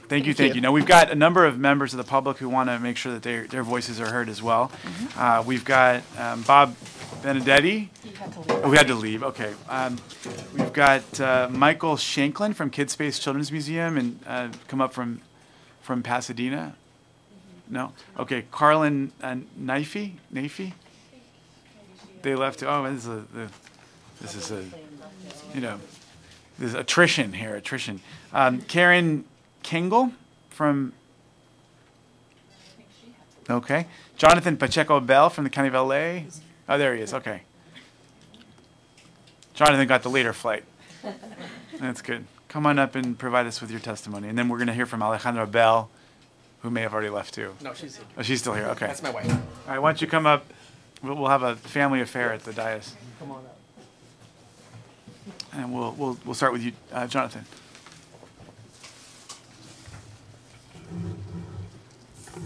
Good afternoon.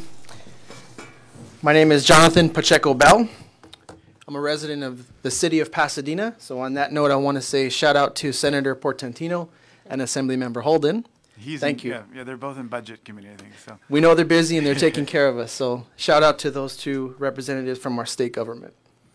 I'm an urban planner at the County of Los Angeles, and I work exclusively in the unincorporated areas of South Central Los Angeles. The humanities are crucially important to the people I serve. The humanities teach us to reflect, to question, to debate, to confront, and to enjoy our human condition in all its complexities. Humanities education empowers our stakeholders to interrogate and resist the oppressive power structures that are part of daily life in South Central Los Angeles. Your constituents include many Californians incarcerated in our state's prisons. Far too many folks of the working class and far too many people of color. There are neighbors, there are friends, and there are family members. Incarceration does not arrest the human need to read, to write, to speak. Words Uncaged offers them a space to engage in critical dialogue and reflection that enriches the time spent behind bars and prepares some for reintegration into our communities in South Central. Words Uncaged reminds us that they too are human. Dr. Roy was kind enough to come down to the community of Florence Firestone. It's the unincorporated area just north of Watts, and presented Words Uncaged to our community leaders group and got 100% support for the project. So Dr. Roy is the real deal. So senators and committee, for these reasons, I ask you to support the humanities in California and to certainly expand Words Uncaged statewide. Thank you. Thank you. Thank you very much. Ms. Bell. Hi, my name is Alejandra Bell. I am one of Dr. Roy's former graduate students, and I'm happy to be here to see that the humanities are alive and well in California and that the fight's still on so that we keep it going. Yeah. Dr. Roy's work and the men in Lancaster serve as an example of how the humanities help us resist and dismantle stereotypes and system of oppressions that perpetrate these stereotypes. Words Uncaged builds a bridge between prison and university students like myself. This collaboration produces engaging dialogue and new narratives, old narratives, that expand our education and understanding of the human and humanities. The humanities and my work with Words Uncaged strengthens my commitment to listen and include marginalized voices into our conversations, especially those conversations that shape policy, which ultimately affect our everyday life. Thank you. Thank you. And you're a graduate student there? What do you, I graduated last year. So, okay. yeah. What did you study? English with Dr. Roy. Okay. Yeah. All right, fantastic. Yeah. Great. Well, I want to welcome we literally just finished public comment. Richard Bloom, wonderful, my counterpart in the state assembly, my assembly member. But we've heard from some fantastic speakers today. Richard also is one of our budget sub-chairs, and I know has been working hard on our budget. But the case has been made very loud and clear for funding for the humanities through some wonderful projects. I'm all for it. I apologize for missing today's hearing, but it has been one crazy day in Sacramento. I know. The issues, I did look at the agenda, and you clearly had a lot on your plate in this hearing, but there's a lot going on in the arts. It's extremely important that we find ways to continue to be supportive, and so we'll be looking at that, and I will be fully briefed by Mr. Allen's Good. staff. So we'll make, so everything has been videotaped. I know your staff's been following it. There's a little booklet here which gives some of the good stories. I'm going to make you personally give me the rundown. Well, and I'll tell you, there is a budget request for Cal Humanities that I will certainly discuss with you to make Sounds sure good. we get them the support that they need. It's worth its weight in gold. Certainly a modest request, but I think one that we ought to strongly consider. So I just want to personally thank everybody for being here. I want to thank the hard work of our staff for working to help pull this together, and Lauren helping, particularly spearheading and coming up from Los Angeles.